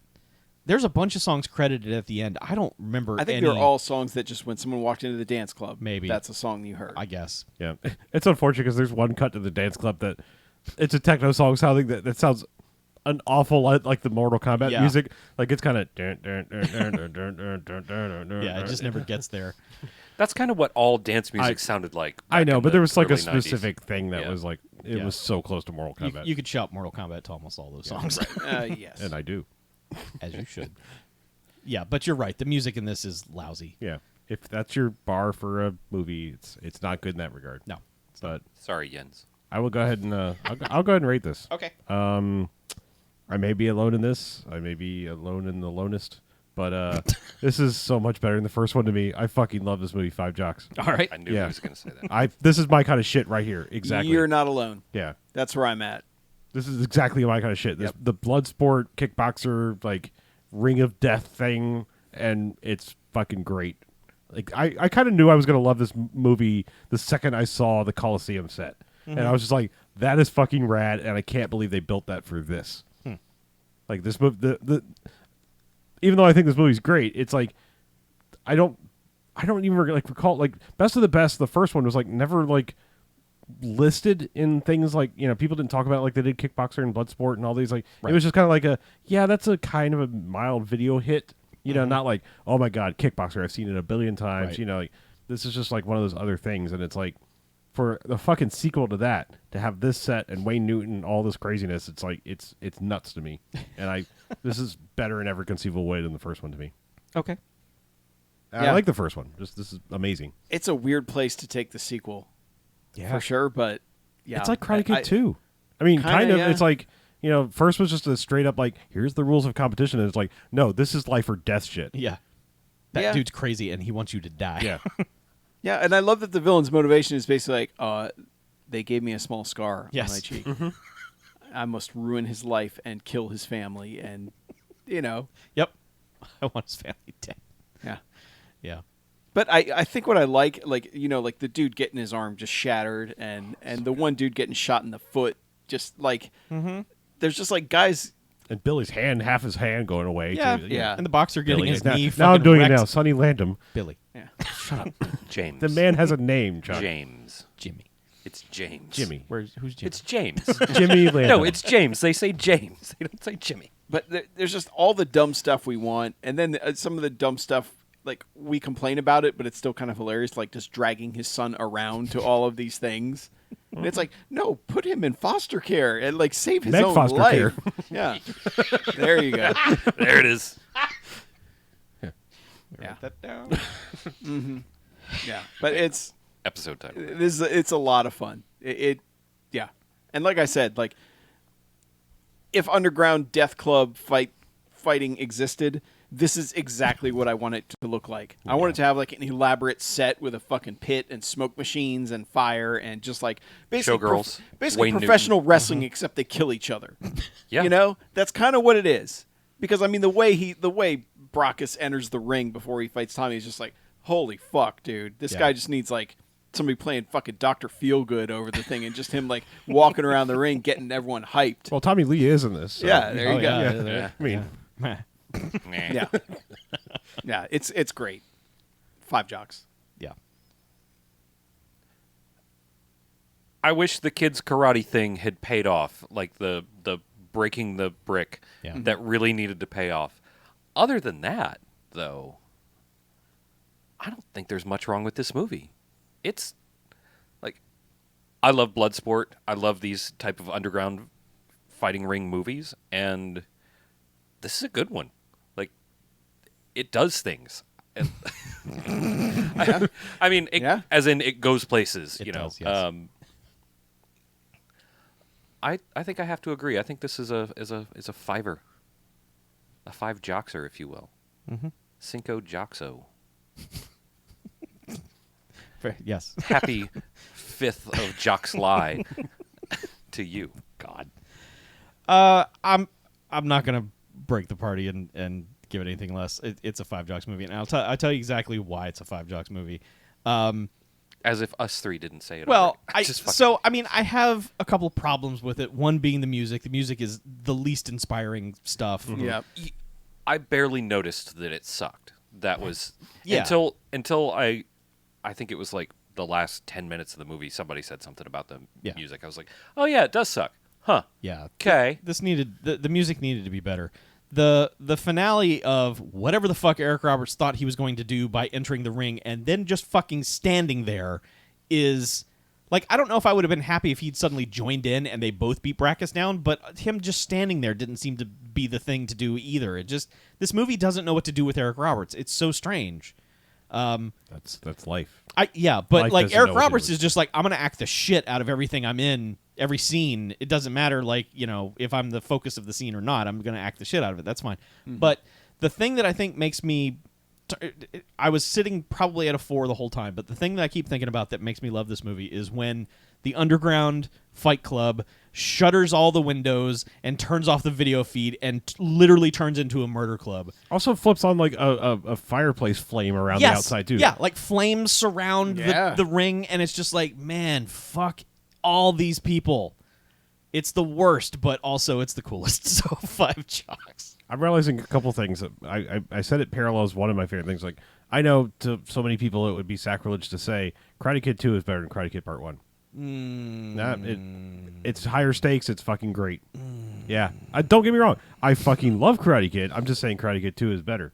It's a better movie. It's one of the rare ones. Also, this also kind of, like in a weird sort of way, this is also Big Trouble in Little China.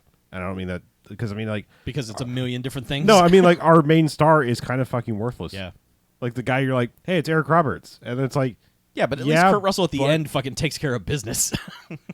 does he? Well- Yes, he does. I'm just saying, like, your main guy is the secondary guy. I know. Like, I the know. guy who's actually good at shit. Yeah. Eric just Roberts gets a couple lucky shots in and does punch Wayne Newton, but, like, otherwise, it's like...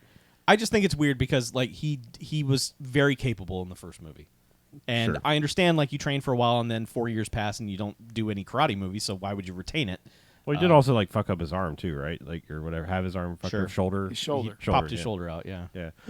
Yeah, because, boy, he was crying at the end of that movie. Like Dracula 3000. Mm-hmm. Yep. Anyway, it's great. It is. Let's take a break of the break, shall we? Okay. All right. Okay, sure. Let's. Break of the break. Rest of the rest. I have 4 things to talk about. They are all going to take less than a minute. 55 minutes later. Nope. What's less than that? Oh, there's one more thing. I watched 75 TV shows. Nope. They're all quick. Basically 1-sentence reviews. I got nothing. I don't have to go anywhere. All I have is I didn't get to see Spider-Man. Aw. So, like I've said, I still have to watch Stranger Things season 2, and then I can watch Stranger Things season 3. Yeah, that's how that Maybe. works. I might watch them out of order. Just hit shuffle. Don't do that. That would be bad. Click Netflix and click I'm feeling lucky. You have a supporter for your Karate Kid nonsense. It's because it's the truth. Yeah, and it has that one Peter Cetera song in it. So I am Everybody- the one who will fight for your honor. And the fucking drum. Tell me you didn't want one of those goddamn little drums. Yeah. I had one. Yeah. So good. The movie fucking rules. Mm-hmm. And the ice and the... And the ice. Does that one have the other Peter Cetera song in it too? Next Time I Fall in Love? Maybe. Where Yeah. he rhymes It Will Be With You with ooh, ooh, Yeah, ooh, I think ooh. so. Yeah, I think that's in there. It's been a Where while. they couldn't even yeah. think of a lyric, so they just said, Ooh, ooh, ooh. I mean, the Ooh, honk. I mean, ooh, everything. It's Yes, so the good. honk, everything. Don't get me wrong. I mean, look, Pat Morita gave an Oscar-nominated performance in the first one. He becomes a little more jokey in the second one. It's fine. It's just like the stakes of that fucking movie are so much higher. yeah. But, counterpoint, the first one had Cruel Summer in it. Yep. Okay. And an arcade montage. All right. I And Elizabeth Shue. like the first one. It's fine. We're really not talking about the I'm really- third one. I'm really with the argu- bonsai trees. I'm really arguing. What I'm it's the Godfather trilogy. They're both fucking great. It's just 2 is a little bit better, and 3 can go fuck itself. I do like 2 a lot. Yeah. Yeah. I have, Like that's like saying the Godfather is a bad movie. No, the Godfather's great. It's just 2 is better. I don't want to make any Karate Kid declarations because it's been a solid 20 years since I've seen either of them. I've seen the original Karate Kid within the last 3 years. Yeah. It's great. It is a 5-star movie. It's a great movie. 2's just a little better. Yeah. It's just what's his face walks right into the crane kick. He knew it was coming. Because he's an idiot. Yeah. Johnny. Fucking Cobra Kai. Bunch of fucking idiots. Oh, that show's really My good too. preferred Ralph Macchio movie is Crossroads. Okay. Is it? Yes. Oh, the one with Britney Spears. Yes. No, the one with Steve motherfucking Vai as the devil's own guitar player. That was fucking radical. That's a weird movie. Of all the movies you've And he- seen, why that one? I just that era of movies you don't really have seen a lot of them, and Crossroads is not one that you expect a lot of people. Like not Outsiders, not So, My cousin Vinny. you know, what? My cousin Vinny. Yeah. I've seen that I've a seen million that movie. times. That's not your favorite Ralph Macchio movie? No. Come on. Utes. That's the one Marissa Tomei won an Oscar for. She did. That's more of a My Cousin Vinny. yeah, that's more of a Marissa Tomei and Joe Pesci movie. Like that doesn't. I don't feel like that's a Ralph Macchio movie. He's just in it. But you know, I was first learning to play guitar around the time of when I saw Crossroads the first time, and I was like, Steve Vai is one of the coolest people ever. Probably that's just what I thought back then. So is Ralph Macchio like a white Robert Johnson in that or something? Yeah, pretty much. Okay. I mean, sort of like, kind of like he doesn't like make a deal with the devil to learn guitar skills. Oh, what do you mean But he- Crossroads? I was just thinking like, it's a similar story. Like Okay. he eventually at the end he uses the power of the blues to outplay I've never seen it. Obviously. outplay the devil's own guitarist, who is Steve Vai, and it's like no. Okay. Power of the blues? Maybe it's classical music. It's been a while since I've seen it. Rocks with a rock block of pot. Anyhow, Ralph Macchio beats Steve Vai. Okay. He sucks. He sucks at guitar. And he Next beats on Steve Celebrity Vai. Deathmatch, Ralph Macchio beats Steve Vai. I would like to see that rematch on Celebrity Deathmatch.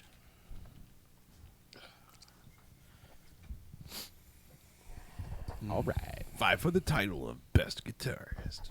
Best of the best guitarist. All right, shall we do a second half? Yeah, we should do a second half. Yeah, let's do a second half. All right. This is a great big fat half. That'll be quick. All right, welcome back. Hey, BMFcast. BMFcast. Half number 2. It is. So is. I guess I saw a new thing. What'd you see? Okay, so as I said in the last episode, I was complaining about the theater experience, and then I was like, ah, shit, I need to see the Spider-Mans, and I know there's Hobbs and Shaw. Mm-hmm. So this was my plan. After I did all that bitching and whining about how terrible people are in the theater, especially this town, I was like, you know what? I want to see the Spider-Mans. So 4th of July day, there was an 8:55 a.m. showing. And I was like, shitheads shouldn't get up that early. I'm going to do that. Were you right? Okay. Logic is sound. I was right. It was a nice showing. Oh. It was Everyone was too pleasant. tired to be shithead.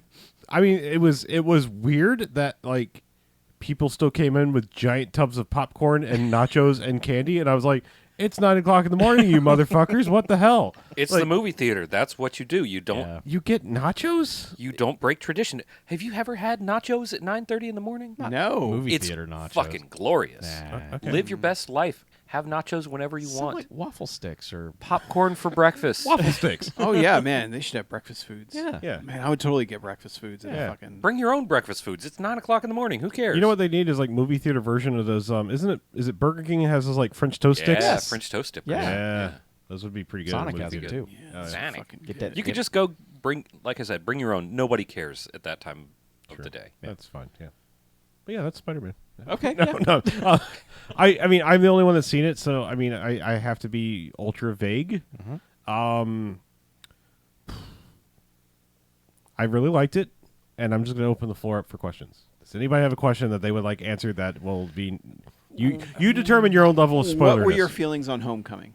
I loved Homecoming. Like, all right, so I recently revisited because I don't think I may have said this. I might not have said this.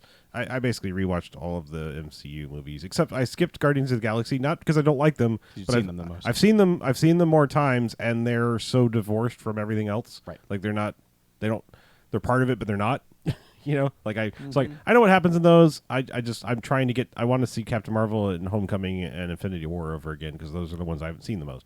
So I honestly had for some reason talked myself out of like that. I thought I just liked Homecoming because we'd had not great Spider-Mans for a long time, and I was like, yeah, I think maybe because I saw Spider-Verse, I was like, I think maybe Homecoming's not going to be as good as I remember. No, Homecoming's great. It's wonderful. It's delightful. It's weird. A lot of people don't like it. Well, they're wrong. I know. It's cool. That's Don't I, understand that. I mean, yeah. it's cool to be wrong, guys. I guess. Homecoming's great. Yeah, but no, I mean, the only thing there's I have one nitpick about Homecoming, and it's so annoying because I feel like if you got it, you got it. It's sort of like, all right, why would buy like the T-shirt I'm wearing right now? It's like it's a thing, and if you get it, you get it. I don't need it to be like this Right. on the bottom. You're like, I hate T-shirts. It's like, Yes. here's a symbol from a thing, and then it's like the Star Trek symbol, and it says Star Trek. It's Right. like, if you don't know what the fucking Star Trek symbol is, you don't have to put it on the goddamn shirt. Exactly. So the only thing I have a nitpick about Homecoming is like when he's running across trying to catch up with things, and then it's like the kids are watching Ferris Bueller, and it's like, I fucking knew that's what they were doing. You don't have to then put the movie in the movie to be Oh. like, hey, dumb kids. If you didn't realize he's doing this is a lot of 80s movies, montages and tropes and stuff. I actually reacted the totally opposite way to that scene because Really? it felt like the movie was just ripping it off.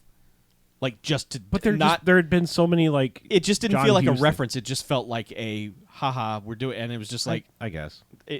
Them pointing it out was more like, look, we're doing. We're not just stealing that. We're. I know, but there've just been so many John Hughes-esque things before that. I was like, the whole movie's full of that, and why specifically, like, probably one of the most famous scenes in Ferris Bueller, you have to be like, Yeah. tip the hand, guys. You know, like, anyway. But no, I loved Homecoming. So Far From Home. yeah. So with that in mind, Mm-hmm.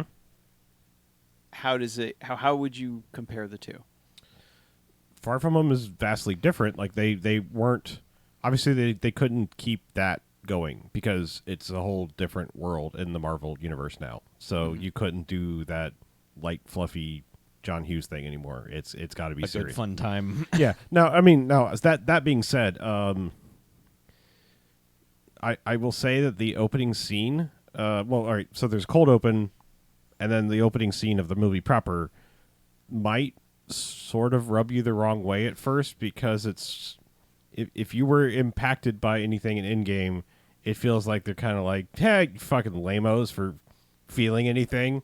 But then the whole movie spends the rest of the time redeeming it, and it ends up being an okay joke, if you will. Mm-hmm. Okay. Like, yeah, I mean that's the thing is like the movie. I'm not saying that the movie is super grim. It is just it rides the nice line of like, man, some serious shit happened in the MCU. We've got to deal with it. Also, we're here to have a good time. Mm-hmm. So I feel like it's a beautiful coda to Endgame's seriousness. It's just like they're still kids. They're still gonna want to have a good time. It's just some things have happened. Okay. So it just All rides right. that line very nicely. Cool. Does Spider-Man work outside of New York City? Because Yeah. Spider-Man is a character that I feel needs to be in New York City. I feel like it works in the for the purposes of the movie. I feel like it works. I mean, they do a lot of good things that like. I feel like the writing kind of went out of its way to be like, here's some things that you might think, and we're going to address that ahead of time, just right out the gate. Like everyone going, oh, hey, look, Peter Parker's also here, and so is Spider-Man. Mm-hmm. Okay. Yeah, Okay. yeah, because they specifically like mention DC and like how that was weird that Spider-Man's here. And, yeah. Oh, and he's District of like, Columbia. if I do this again, like yeah, Right. yeah. Okay. Yeah, it's good. It's funny, and there's How are the Spidey suits? they're cool. There's really good stuff, new good things, and a couple of really good jokes that I will not even begin to get close to. Okay. And I will say that the two mid and post credit things have people talking a lot, so avoid that. Like, figure out a way to filter. I have Yeah. managed to find Well, that. I'm trying. I'm just saying because like it's one of those things like it shakes a lot of shit up, and you need to like careful because it's one of those like I know I've invited it upon myself, but like I'm getting thrown shit, and I don't want to be. You know, like, even though like I know it and I've seen it, I'm like, wow, just like fucking cool it for a second, guys. Yeah. Yeah, What, as far as like speculation goes? Oh or- yeah, just there's things that are like there's things that are surprising. There are things that like, oh, what does this mean? What is this? Where is this going to go? What does this do? There's like there's massive things happening and implications and they're not just neither one of them is like a haha kind of moment. It's like they're both like, wait, is it what? big MCU stuff or big Spider-Man stuff? Both. Okay. That's all I need to know. Thank you. Yep. So yeah, that's. If you don't want me to say anything more, I will shut my yap. Shut your yap. How's Mysterio? They do him right? Yes, Okay. absolutely. People were worried and, you know, about that. Like, okay, here's the thing. This is not. I think that would have been the first Because complaint. had Fishbowl he not. Mysterio is awesome. Yeah, there. Here's I have a thing to say that's kind of weird. I'm realizing I've not seen that many throughout his whole career. I've not seen that many Jake Gyllenhaal movies. Yeah. Like, I've He's seen got a weird some. filmography. I've seen some, and I've missed some that I totally should have seen. Mm-hmm. Like I've never seen Nightcrawler. You and should things. see Yeah, I Nightcrawler. know. I know. And Prisoners and all these things I know are like really good. Yeah. And I haven't seen them. Yeah. Man, he is like a bundle of charisma, and I never pegged that about him. Like I seem to remember, early days, Donnie Darko days, things like those kind of days where I was just like, what's with this like mopey dude? Like, like I don't know if I like he reminded me like early on. He reminded me of like Dean. What's that guy? Dean. Who's the guy who was in Valerian? The fucking who like always looks like he was Dean DeHundi. Yeah. DeHaan. Dean DeHaan. Thank you. Like he in the early days, I was like he reminded me of that, where it's just like, dude, you always look like you're stoned or drugged out, and like, which is kind of funny because he was in the other Spider-Mans. But yeah, I'm just saying. And early on, it's like, holy shit, he has charisma out the wazoo in this movie. Yeah. So no, the Mysterio's done really well. I'm going to give you a highly underrated Jake Gyllenhaal movie. Oh yeah, Bubble Boy. I've seen Bubble Boy. Bubble Boy is strangely good. I know. It shouldn't be. It should really be fucking stupid, it but really it's really shouldn't. good. Yeah, you're right. No, you're right. You're absolutely right. Just putting it out there. I know. People should see Bubble Boy. Doesn't that have Heather Graham in it too? Yeah, I think Yeah, so. it's like how did you? It must have just been like a killer script where they're like, yeah, we can make this work.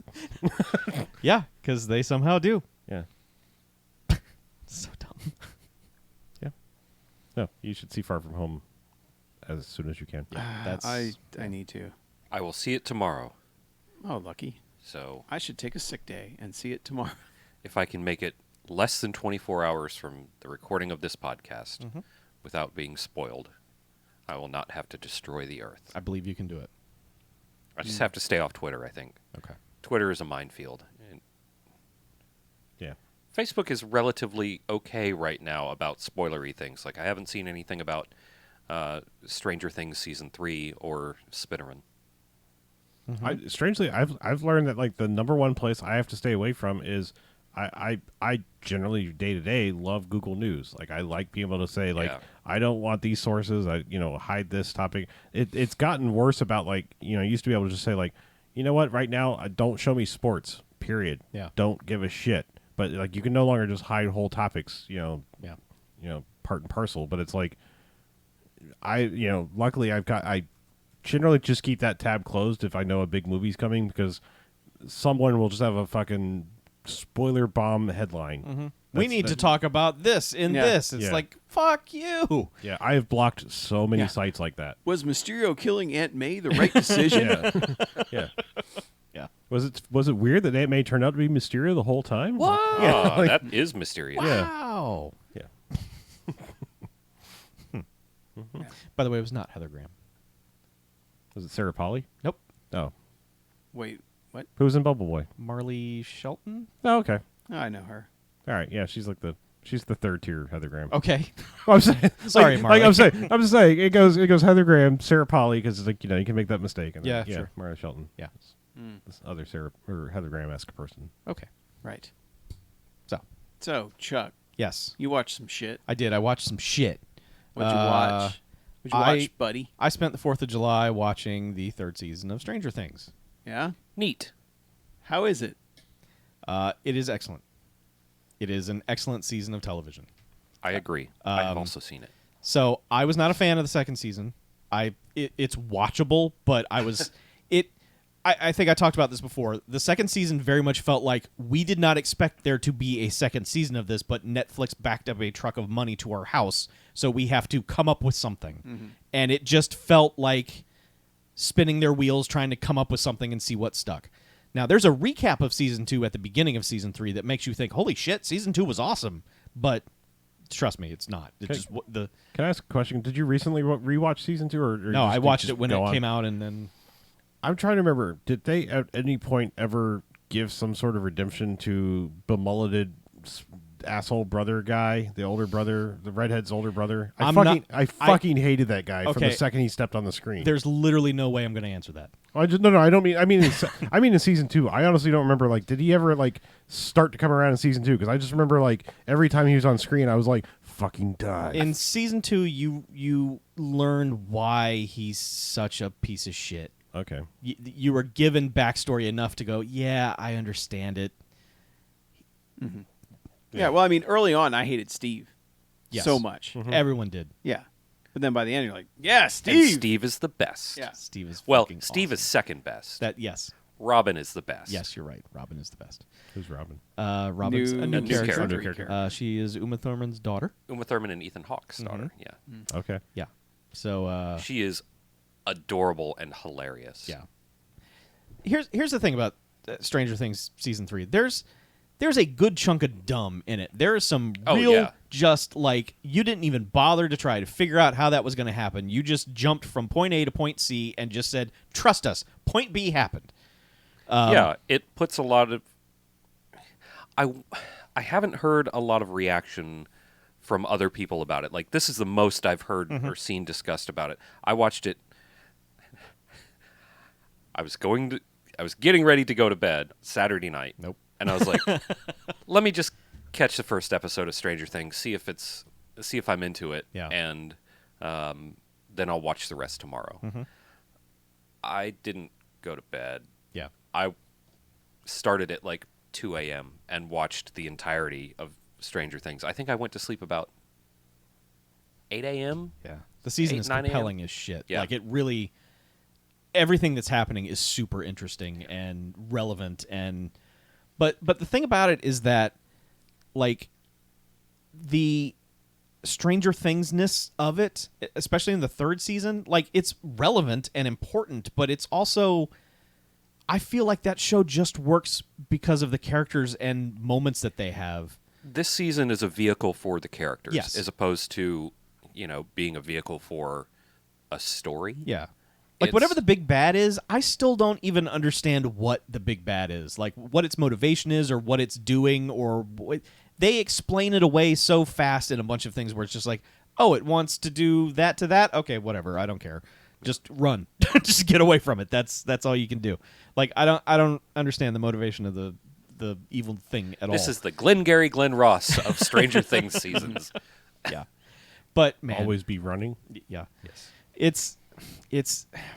It's almost like 4 really compelling movies because like it feels like the episodes pair off very well. Yeah. It's just it's really good and it's worth powering through the second season to get to this. This is a great season of television. Should I watch the first season again?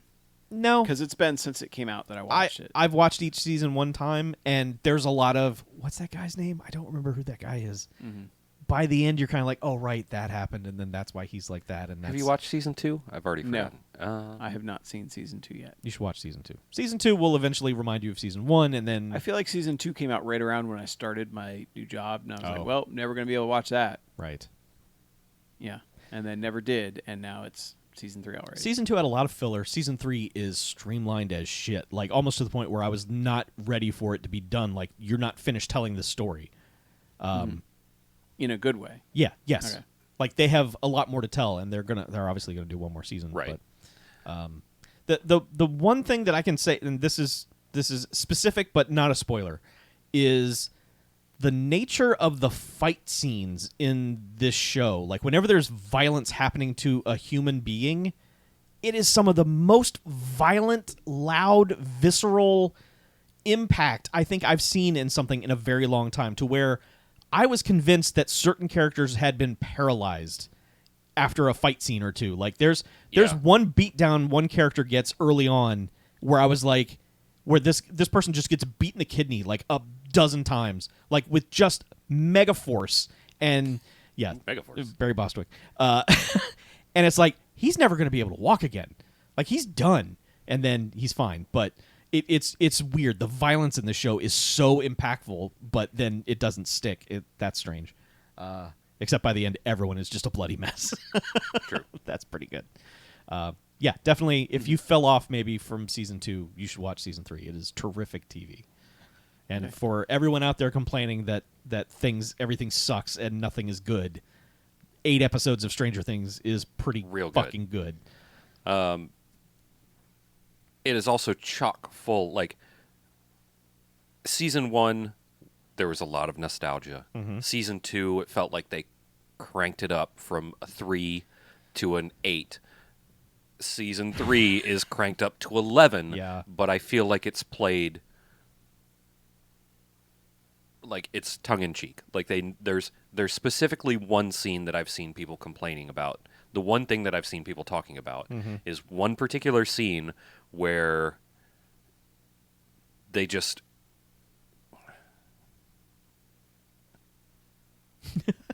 I'm trying to think of how to describe it without being spoilery. Right. It's almost like a commercial in the middle of an episode. Yep. And it is homage and parody and satire all wrapped into one scene. And some people I have seen complain about it, but I think it's actually kind of brilliant. Yeah. Because that's exactly what would have happened during the 80s or during an 80s, Yes. show or during a modern podcast. Yes. Right. Yes. It's real good. So, is it? I believe the first season it was Duffer Brothers like wrote and directed every episode. Same thing here. No. Okay. They become like the, oh shit, they wrote and directed this one. Shit's gonna get real. So it's kind of like the George R.R. Martin Kind of, yeah. Game of Thrones episodes. You're like, oh fuck. I think here we go. specifically they wrote and directed the first two and the last two. Okay. I think that's accurate. And they probably filmed them in pairs. That's how I mean, most shows work. Game of Thrones is more like David Nutter directed this episode. Oh, Yeah. fuck. Yes. Yeah. Yeah. Yeah. It eventually became that. Yeah. Well, I just Right. he Red Wedding, all of those ones were his. Yeah. But yeah, they seem to have a grasp back on what this thing is now. So the characters are all going in interesting directions. It's got a fucking hell of an ending. Yeah, it's great. Well, good. Totally watch it. I will. Netflix has redeemed itself by putting out some quality content again. Oh, Instead okay. of some middling to good thing where you go, you can watch that, I guess. I mean, this is something you should definitely watch. Have you watched Glow yet? No, I've seen you the first can't- season. You can't say that. Yeah. Glow's fucking good. I know. I watched the first season and I loved it, but then like the second season came out amidst like 8 million other things on Netflix. I mean, second season's, I think, better. It's a better season. Okay. It's good. Okay. And then real quick, rapid fire. I watched like 3 movies. I was just in the mood to watch movies that I probably should have seen, and I saw them. Okay. So I watched 21 Jump Street for the first time. Okay. That movie is fucking great. It's pretty good. It is really, really, really solid in a surprising way. Like I was surprised how smart it was for what it was doing. I never thought it was going to be anything but still you just kind of get that feeling like, well, maybe it's not going to be the thing that I think it's going to be. But no, it's really smart and really good. And then, of course, immediately I watched 22 Jump Street, which I probably shouldn't have done immediately afterward because that movie's not as good. It's still pretty good. It's still pretty good, but I think it's better. I don't, because like the main thing about that movie for me is that they do the thing like they did in the first one where they lay out exactly what the movie is going to be when they're getting their assignment. Nick Offerman just basically tells them, it's like, well, we're doing it again, and here's what's going to happen to you two, and blah, blah, blah. And for me, I was like, okay, you're pointing that out.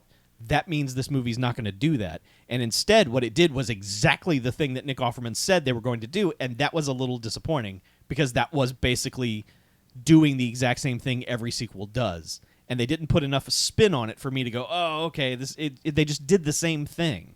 I guess I would say I think 21 Jump Street is a better movie overall. 22 Jump Street has funnier shit in it. See, I don't know about that either. The fucked his daughter thing is one of the funniest goddamn yes. things ever. Oh, yeah. That and I mean, my name a Yef. Which one has the college visit? That's the second That's the one. second Second one, yeah. yeah. The with Ice Cube. That is one of the funniest things I've ever I know. seen. Yes. Yeah. That's what I'm saying. Oh, yeah. 22 has funnier shit. Oh, in yeah. it. When Channing Tatum just does like this victory lap around the precinct, just laughing his ass off. And yes. Yeah. And then I love that. But Ice Cube has an Ice Cube for an office. Yes. Yeah. But he actually says to Ice Cube, he's like, why didn't you tell me she went there? It seems like that would have been highly relevant information and something to avoid. Because Ice Cube just takes this frame on his desk and turns it around and slams it down. And that's what Channing Tatum's just like, oh, shit. So anyway, they're both great. I just think the first one is slightly better than the second one. And maybe I shouldn't have watched them back to back because that is like 3.5 hours of too much. So then the other movie I watched was the Lego Ninjago movie, Oh, sure. What? which Yeah. Yeah. What? Why? Why is that one of those things you thought you had to see? Well, because it's part of. I mean, it's not like some cheap direct-to-video knockoff thing. It was part of the whole Lego movie brand. Part of the Lego cinematic universe. Exactly. The LCU, if you Yes. And it's mostly fine. Like Dave Franco's the lead in it, and he's fine. And Justin Theroux's the bad guy, and he's really good. I couldn't tell you. I don't even know what a Ninjago is. They Ninjago and chain. Ninjago. Ninja Go. Ninja Go. Ninja Go. Go Ninja, go Yes. Ninja, go. It's a weird brand of Legos. They're more articulated. Yeah. It's Lego, but ninjas. Yes. Oh, okay. What he said. All right. So this one is more focused. It's more focused on that brand. It's not like the bring in all the things that you know stuff. So it's mainly focused on whatever storyline they've created for those toys. Okay. So it's mostly fine, and there are some good jokes in it, but I just don't give a shit about that brand whatsoever. Yeah, I don't know anything about it. I don't either, but it just the look of it and everything about it just doesn't appeal to me. But it has the same Lego movie jerkiness and style of humor and all that stuff. And there is one montage of jokes in that movie that just fucking kills. Absolutely kills. Like most of the humor in it is pretty good, but there is just one bit that they do late in the film, and it is fucking gold. It is so good. Like whoever came up with that one little montage they did is really good. Sort of like the one joke in part 2 of the regular Lego movies. Yes. Yeah. Kind of like that. Yeah, so it's joke- just like, oh, someone came along and just fucking nailed it. Yeah. That joke's Yeah. an atomic bomb. Yeah. But I mean, like Jackie Chan's in it and Olivia Munn. Just a bunch of people that you know, and you're like, oh, yeah, I like these people. Half the Alright. cast of Silicon Valley's in it for some reason. Maybe they really like Ninjagos. Maybe. I don't know. It's fine. It's totally fine. Okay. So, All right. there you go. All right. Breaking news. What? Rip Torn passed away. Oh, no. It's kind of a bummer. Damn. Star of Slaughter. I am ripped and torn inside. Aw, how old was he? Old. 69. Okay, cool. Yeah. I think he was older than that. Oh, he was much older than Yeah, that. he was There way was older. somebody who died at 69 lately, like within the last week. I can't remember who it was. I was like, nice. I was about to say, don't say that. Somebody who. Say that. He was 88. Damn, I didn't realize it was that old. Yeah. So, do you guys want some emails? Yeah. Maybe even a voicemail? Sure. Well, yeah. Yes. I didn't know That these is things. your I cue didn't to know look these up things. the one from June 23rd, which has been waiting Oh, shit. patiently. Okay. But we're not doing that one just yet. What you got in the meantime? In the meantime. All right, first one up we got is from Kent, who titles his email Video Storage Interfaces. It says, Dear BMFcast, in the past you have discussed transferring your movies to a digital format and storing them that way. I'm looking to move in that direction, but I need some advice on the software/hardware that you prefer. Are there programs that are as user-friendly as a service like Netflix or Amazon for making your own movies easy to find/organize? Any help you can provide in the matter will be greatly appreciated. Crash and burn, Kent. There's only one answer to this. Plex. Well, yeah, I mean, Plex is the answer if you're going to be ripping your own stuff. Mm-hmm. I mean, the thing is like, that is a colossal undertaking because even with like Handbrake and all these modern things for ripping your DVD, it's still practically sucks. Well, it's still practically like a 1-to-1 time ratio. So if it's a Yeah. 2-hour movie, it's going to take 2 hours to rip it and encode it. So it's like, you know, we haven't figured out the like we did with CDs where it was like there's a 48x ripper. I can rip this whole CD in 2 minutes. Well, DVDs have gotten better. I can rip a Sure. DVD in about 20 minutes. Okay. Blu-rays are the problem. Yeah. I mean, the thing is, what I was getting at is like, if you really want to go that route with movies anywhere and everything, you're almost better off like, well, wait, with Ultraviolet going away, are they taking that disc to digital thing with them? Or No. that was a Voodoo thing. That was a Voodoo, Voodoo thing. still does Yeah, that. and Voodoo's tied to Movies Anywhere. Yeah. So I mean, that may be a better way to go is just get into a proper digital copy realm Yeah. because I mean, not everything's going to be available in that, but it's super cheap to do it. Yeah. Yeah, Yeah. Voodoo will let you scan the barcode on a lot of them, Yeah. and that will transfer to Voodoo for like $1, isn't it? I want to say or it's, did they go up? It's it's like $1 for a Blu-ray, but like $5 for a DVD to go to HD. yeah, to go from standard def to HD, Oh, it's okay. $5. It's $2 to just There you go. convert a Blu-ray. Yeah. I'm just saying that you're going to probably end up saving a lot of time, but then you're in an ecosystem that could. I mean, Movies Anywhere is supposed to make it so Fudu goes away one day, like iTunes, Google, whatever is like, I got it. You know? Yeah, you just have to be careful. Paramount and Lionsgate Yeah. do not transfer to the other services. So if you're like, I only go through Amazon to watch my movies, then you're not going to get. They're not going to transfer that way. Yeah. Yeah, but if you're ripping your own stuff, a Plex server is the way to go. Yeah. 100%. Yeah. Go to plex.tv. There's a ridiculous amount of tutorials and just videos showing off And the you service. don't need the whole membership thing. Yeah, no, it's free. The if membership you, thing is basically if you want to share with other people. Like, we have a BMFcast library that we can access, from each other. and also watching your own shit on the go. I mean, so you can do a thing where you can like create an offline copy in the free version. Yeah. But if like you just straight up want to stream from your own stuff, it's basically any sort of remote access. You or your friends or whatever. Yeah. That's where the membership comes in. I mean, as someone who chased this dream for the longest time and bought like every stupid box, the boxy box and all these goddamn dumb things that came out and then were just abandoned 6 months later to try to manage a digital library that I wanted to have, I don't think I had Plex for more than a week or two before I bought a lifetime subscription. Yeah. I was just like, this is it. This is the thing. I waited only because I was like, I feel like this is going to get pulled at any second. Yeah. And when it was like, oh, now it's on Vizio TVs and stuff, I was like, fuck, Yeah. give me a lifetime. Yeah, now it's on Apple TV. It's Yeah, everywhere. I'm waiting for one of those email deals on the lifetime Yeah. subscription because they send them to me every once in a while where it's like, here's your special deal on a lifetime membership. And that's when I'll pull the trigger. But Should get one. It's real good. Yeah. I forget what movie it was, but the first time that I used the full power of Plex, I was at a friend's house and we wanted to watch something. I was like, I think Harlow has it on his Plex. Let me check. And I pulled it up on my phone on the app and then casted it to his TV. And we watched the entirety of some movie. It was some BMFcast title. And I was like, this is the best thing. Yep. This is the only solution to this problem. Yeah. I mean, just to give you the backstory, if you ever mess with XBMC, that became Kodi. Yeah. Then that's what Plex is based on. But I say that not to scare you off because those are very much designed by engineers for engineers. Plex is like someone came along and we're like, they got an ex-Apple person and we're like, yeah, that's cool, but how about we make it so that you don't have to speak code in order to do this? Plex is still clunky to navigate, though. Clunky, but Can be. You've obviously never seen Kodi because Kodi is like, dear God Almighty, where's the play button? Yeah, but it's not like modern Apple Yeah. software No. level. Like this is more like iTunes 10 years ago Yes. clunky. Sure. It fair. can be and difficult. plus it's to, different on every Yeah, platform. different apps Right. look different, but But yeah, you'll figure it out. yeah. Like it's easy to search and find things. So And I mean, it's literally on everything. I have it installed on my Xbox, on my PlayStation, on my iPad, on my phone.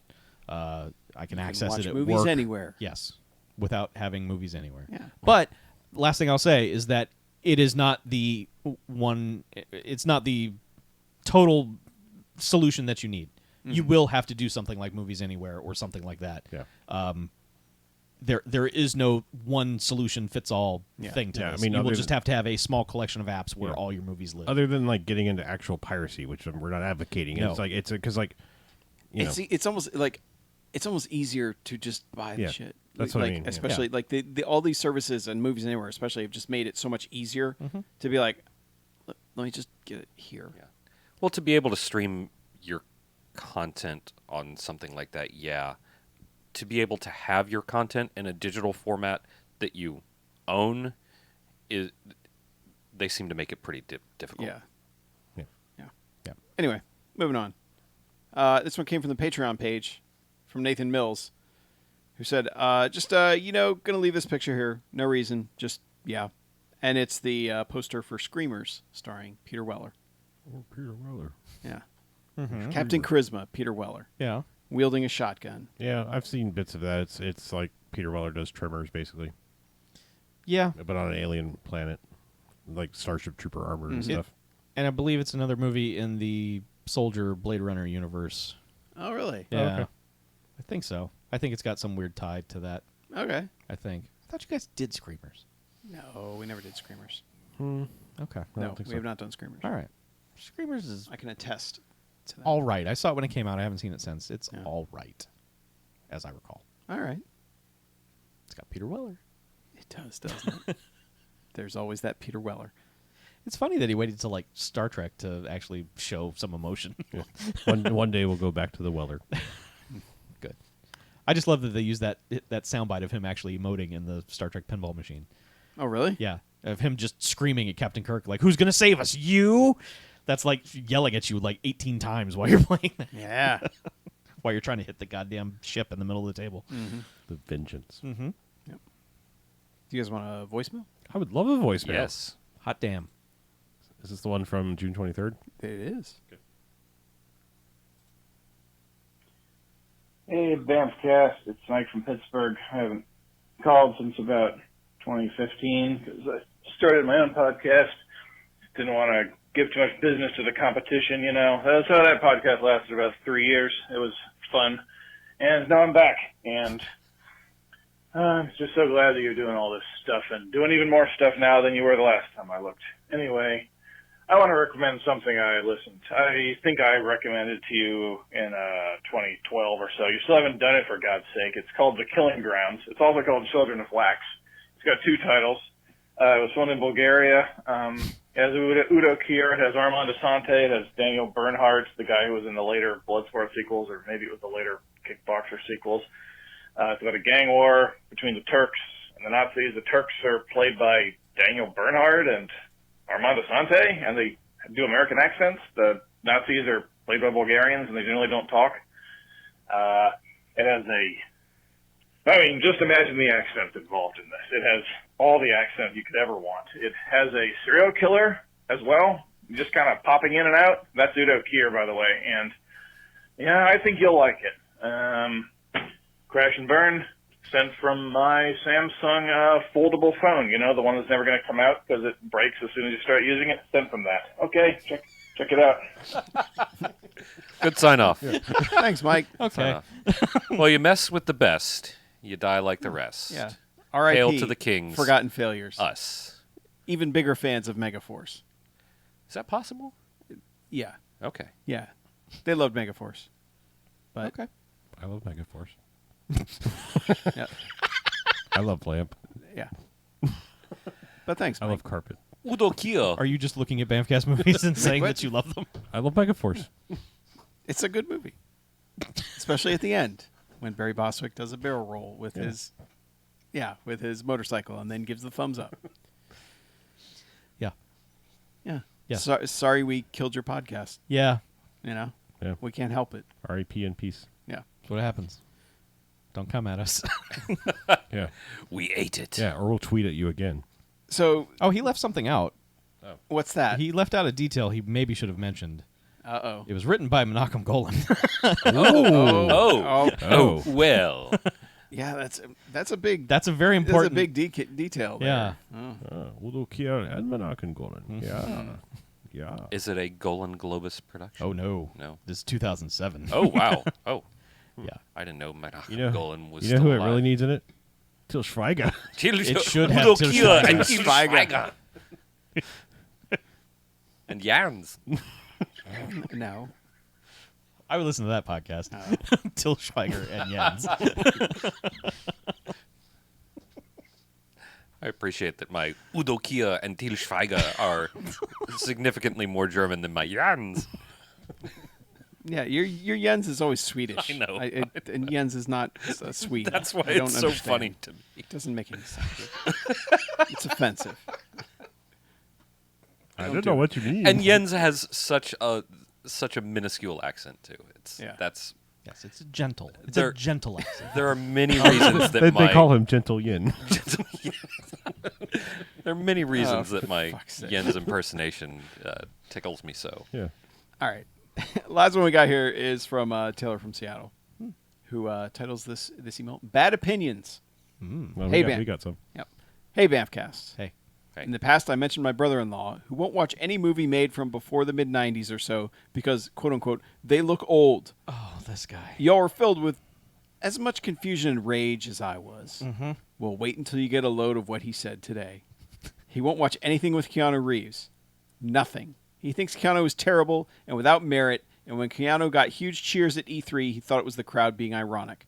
What the fuck? Crash and burn, Taylor from Seattle. I may be on record as thinking Keanu Reeves is a garbage actor, but he's cleaned up his act. And also, we've discovered in the last several years that he is the nicest person on the planet. Well, So- second. There's Tom Hanks, and then Yes. Keanu Reeves. I don't know, man. Keanu's pushing hard Yeah. to be Sure. number one. Sure. He's in line. He's like the prince.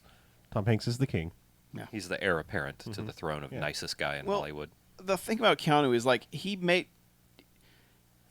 in the wrong things, he is an absolutely terrible actor. However, in the right things, he makes awesome movies. Correct. He might not be a good actor in them, but they are still fucking awesome. I mean, I'm trying to think now, like realizing with you've got the John Wick stuff, you got the Matrix, you've got Speed, you've got Bill and Ted, you got Point Break. Break. How many fucking good movies does this guy have? A lot. Like it's He's got a lot like, more you than know, More like, than a most lot of actors folks, yeah. have. and like 5-6 years ago, I didn't really think about that with him. No. And now you think about it, you're like, wait a minute, holy shit! Like this guy's resume is fucking awesome. Yeah. And it's like, yeah, he was shit in Dracula, but who cares? You know, I've come he's around got him on Dracula, actually. really. Yeah. More like No. I mean, like, don't get me wrong. This is not like I've come around. I think he's better than Winona Ryder is. Mhm. Like as far as like doing weird, nonsensical accents. Yeah. They're married, you know. What? What? What? Because of that movie. Yeah. What? It's just They, this they dumb made, thing they that's made gone. some other movie together, right? Is that what you're talking No, about? it The was movie this- just came out. What? Wasn't there a movie that just came out with Keanu and Winona? Or I don't know. am I- No, yeah, they made some other movie here recently together. Well, that's the thing. Like you and I were talking about this the other day, Uh-huh. Harlow. Is that like everyone's like loves Keanu Reeves and it's like, oh, John Wick, we got to go see that. But no one recognizes that he makes like 3 movies in between the John Wick movies, sure. Oh, yeah. and no one gives a fuck about any of them. They get zero mention. Like a Keanu movie comes out and everyone's just like, what? It's like no one They don't- cares. Nobody promotes it. I know. It's just weird. What was that one movie he's in that's actually really good that looked like stupid rom-com? Is it? It's not The Lake House, right? There's one where it's like, No, Lake House is the time traveling. yeah, was that the one with the letters and stuff back I and think forth? so. Yeah. The Yeah. bottles and the That movie's mailbox. actually really fucking good. Like, would you have you if you? Like, I it's have a- not seen Oh, that. it's one of those things. Like I don't know why I thought it was that one. It's like when, it ends up being really cool. The weird thing about Keanu Reeves for the longest time, and this is pre John Wick, is that like starting around the Matrix time, it seemed like the only roles he would take were when he was some sort of space Jesus or like that and Constantine and just like it was just like every movie was just like Keanu is Jesus. Like why is he always playing Jesus in everything? There was some cop movie where he was basically like the messiah of cops and was just like what is going on? And it was just weird, but like I think back to Constantine. I like Constantine a lot. Ditto. Yeah. There's been a Constantine like defense force that's come up. Yeah. lately. I was there from the beginning. I mean, I wholly recognize some of those people. Like I will recognize. I'm sure that plenty of people like me are like, it's not Hellblazer. Fuck you. That's what I mean. I'm one of those people. Like I judge a movie like I like comic book movies, and I judge them on their accuracy on the comic book after I judge them on the quality of the movie. Like Spawn fails on every account because it's fucking terrible in all regards. It's not a good adaptation, and it's just garbage otherwise. Yeah. Like Constantine was like, yeah, all right. I mean, it's not right, but it's still good. Yes. Like, yeah. It creates a hell of a still universe, and it's like, oh, okay, you've made your own universe here with its own rules and everything, and it's pretty neat. But like, I don't mind the Day the Earth Stood Still remake. I think that movie's all right, and I think people never watched that. Yeah, I should watch it. I think people shit all over it because it was Keanu. They were just like, ugh, what a remake, blah, Keanu, you know. Devil's Advocate, another good movie. Yeah. I mean, not because of him, But I mean, that's just Al Pacino going fucking nuts. But, Yeah, it is. Yeah. He's a fan of man. but I mean, like that's one of those movies where like Keanu was like, I will take a pay cut so that we can afford Al Pacino for this movie. Yeah. So you Yeah. still have to thank Keanu Reeves for that movie. And it's set in Jacksonville. Yeah. Is it? Yes. Yes. It but they is. treat Jacksonville as if there's like, it's a town of sprawling like 300 residents. Yeah. Yeah. I kind of like. I like the old good-natured, like we used to make fun of Keanu. Like I never took it as like being mean. I just like the little things like I am little Buddha, dude. Yeah. That was Yeah, fun time when he was Surfer Guy. Yeah, like I am little Buddha. Yeah. like Whoa. Buddha. Peace be with you, brother. Yeah. Also, like he kept making sports movies, like where he was Yeah, just like like some placements mechanic and- who yeah. just like lucked into playing some sort of sport because he did hardball also, which was just like I'm Keanu and now I'm a baseball man. It's like Plus, Jesus, Johnny Mnemonic, we like that shit. Yeah, we that's do. right up our alley. yeah, he had hard drive in his head. Mm-hmm. Yeah. Yeah, whatever. But I mean, it's easy to make a decision on an actor and then just never go back on it. Sure. You know? I just throughout, like, I understand Bill and Ted, I understand that, but like you just get to like Speed and The Matrix, and it's like, oh, these movies are good.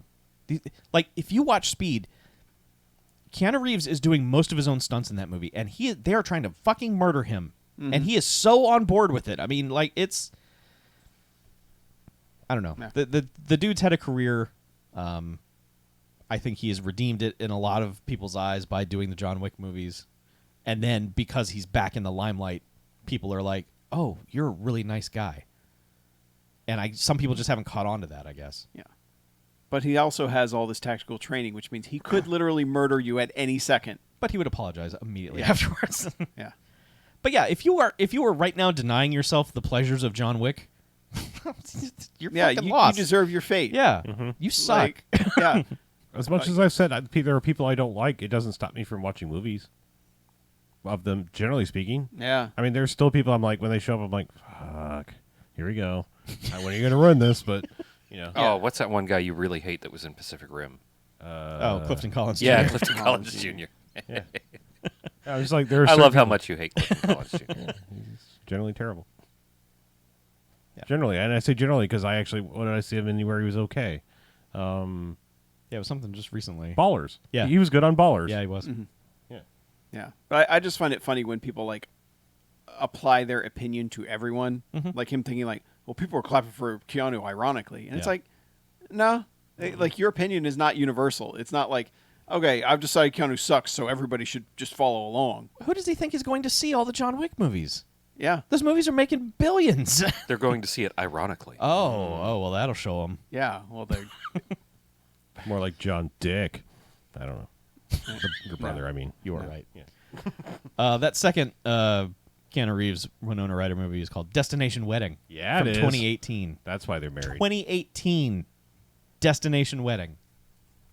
okay. I watch it. Even when I don't like movies, he's usually pretty good. Like Knock Knock can kind of go die in a fire for the most part. Oh, but he's good. Okay. Yeah, I mean, like that movie is it's Eli Roth, and it's just Oh, right, there's generally yeah, like that's right. yeah to it, Yep. But like he's still doing good work in it. God, he makes a lot of movies. Yeah, Holy he does, shit. he does. Yeah. None of them get play. None of them. I should watch Destination Wedding. Yeah, It's rated R for sexual content. So let's make that an extra. We'll just you want to watch Yeah, Destination I do. Wedding? I actually want to watch Destination Wedding with you, Chuck. Let's plan it. Okay. Your little extra bromance is very cute. Yeah. I like it. We like getting together, watch a little movie. I know. We like having fun and watching movies, man. Yeah. Just throwing out and I know. watching some Destination I Wedding. wasn't. Ooh, I was saying that I liked it.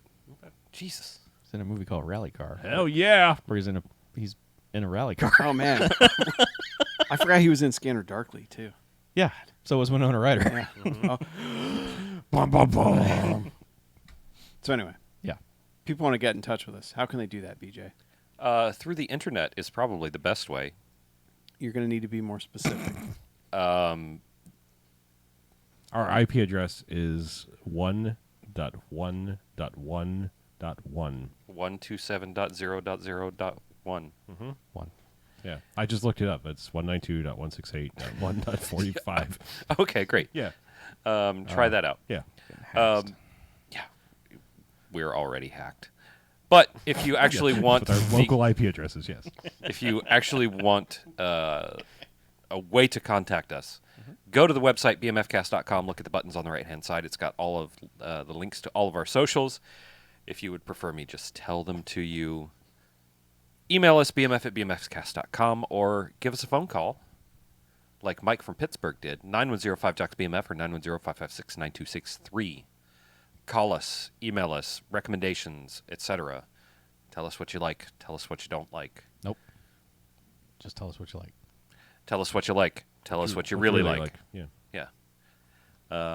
Also, if you really, really like us and you think we deserve monetary compensation for what we do, go to patreon.com/BMFcast and put $1 or $2 a month in the hat, which helps keep our figurative lights on, helps pay for our hosting fees and our equipment when it catches on fire or breaks down or whatever, and helps us acquire more and new and more interesting movies to watch, to podcast about, to make you have a better day.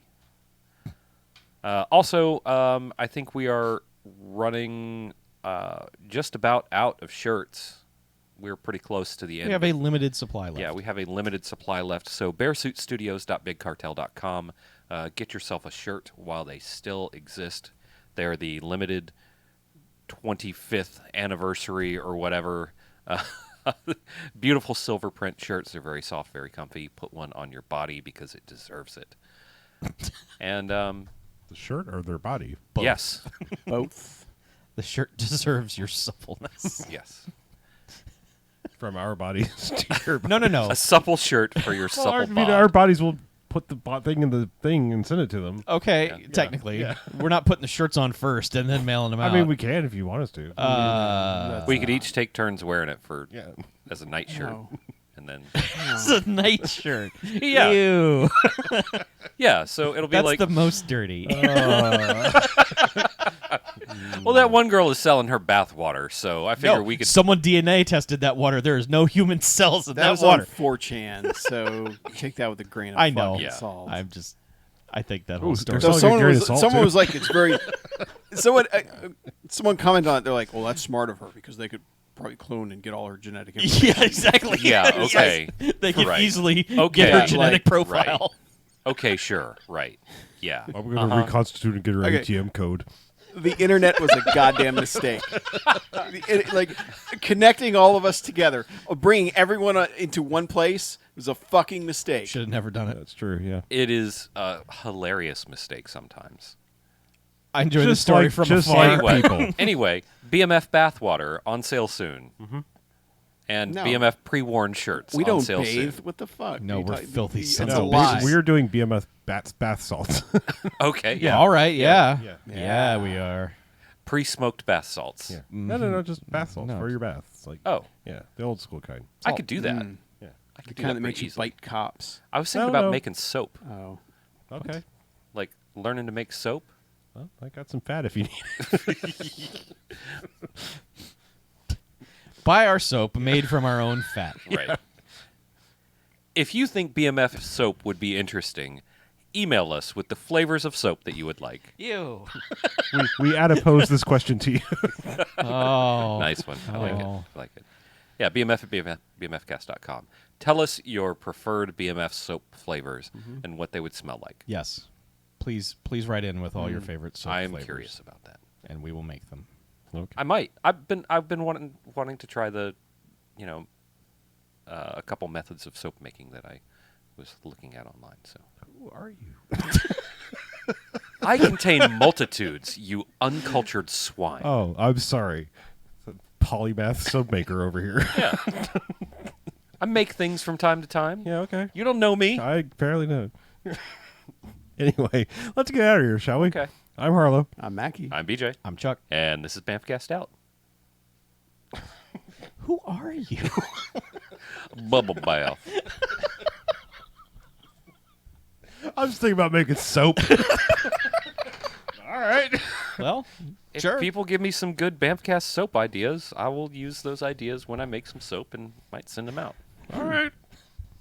Yeah. Totally. Nice. Yeah. I thought, how fun would it be to I was make thinking my about own becoming soap? a falcon. Well, since you Can't even mentioned get through it, my falconry classes start next weekend. You uncultured swine. Fucking falconeer. Fly my soap to my patrons. Ah! That would be a fun way to deliver them. Yeah, fuck your Amazon drones. I have a falcon that will take your soap.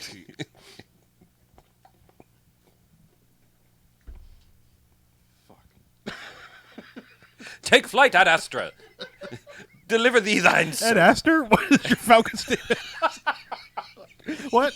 That's a good falcon name, dude. You shut up. I mean, I said Ad Astra. Oh, okay. Oh, okay. I thought you said Ed Asner. Ed Asner is an If I had a objectively falcon, Now you have to become a falconer just to have Yeah. Ed Astor. objectively Ed Asner is a better falcon name. Yeah. yeah. This is my falcon, Ed Asner. Here's my pigeons, Jim, Jay, and Bullock.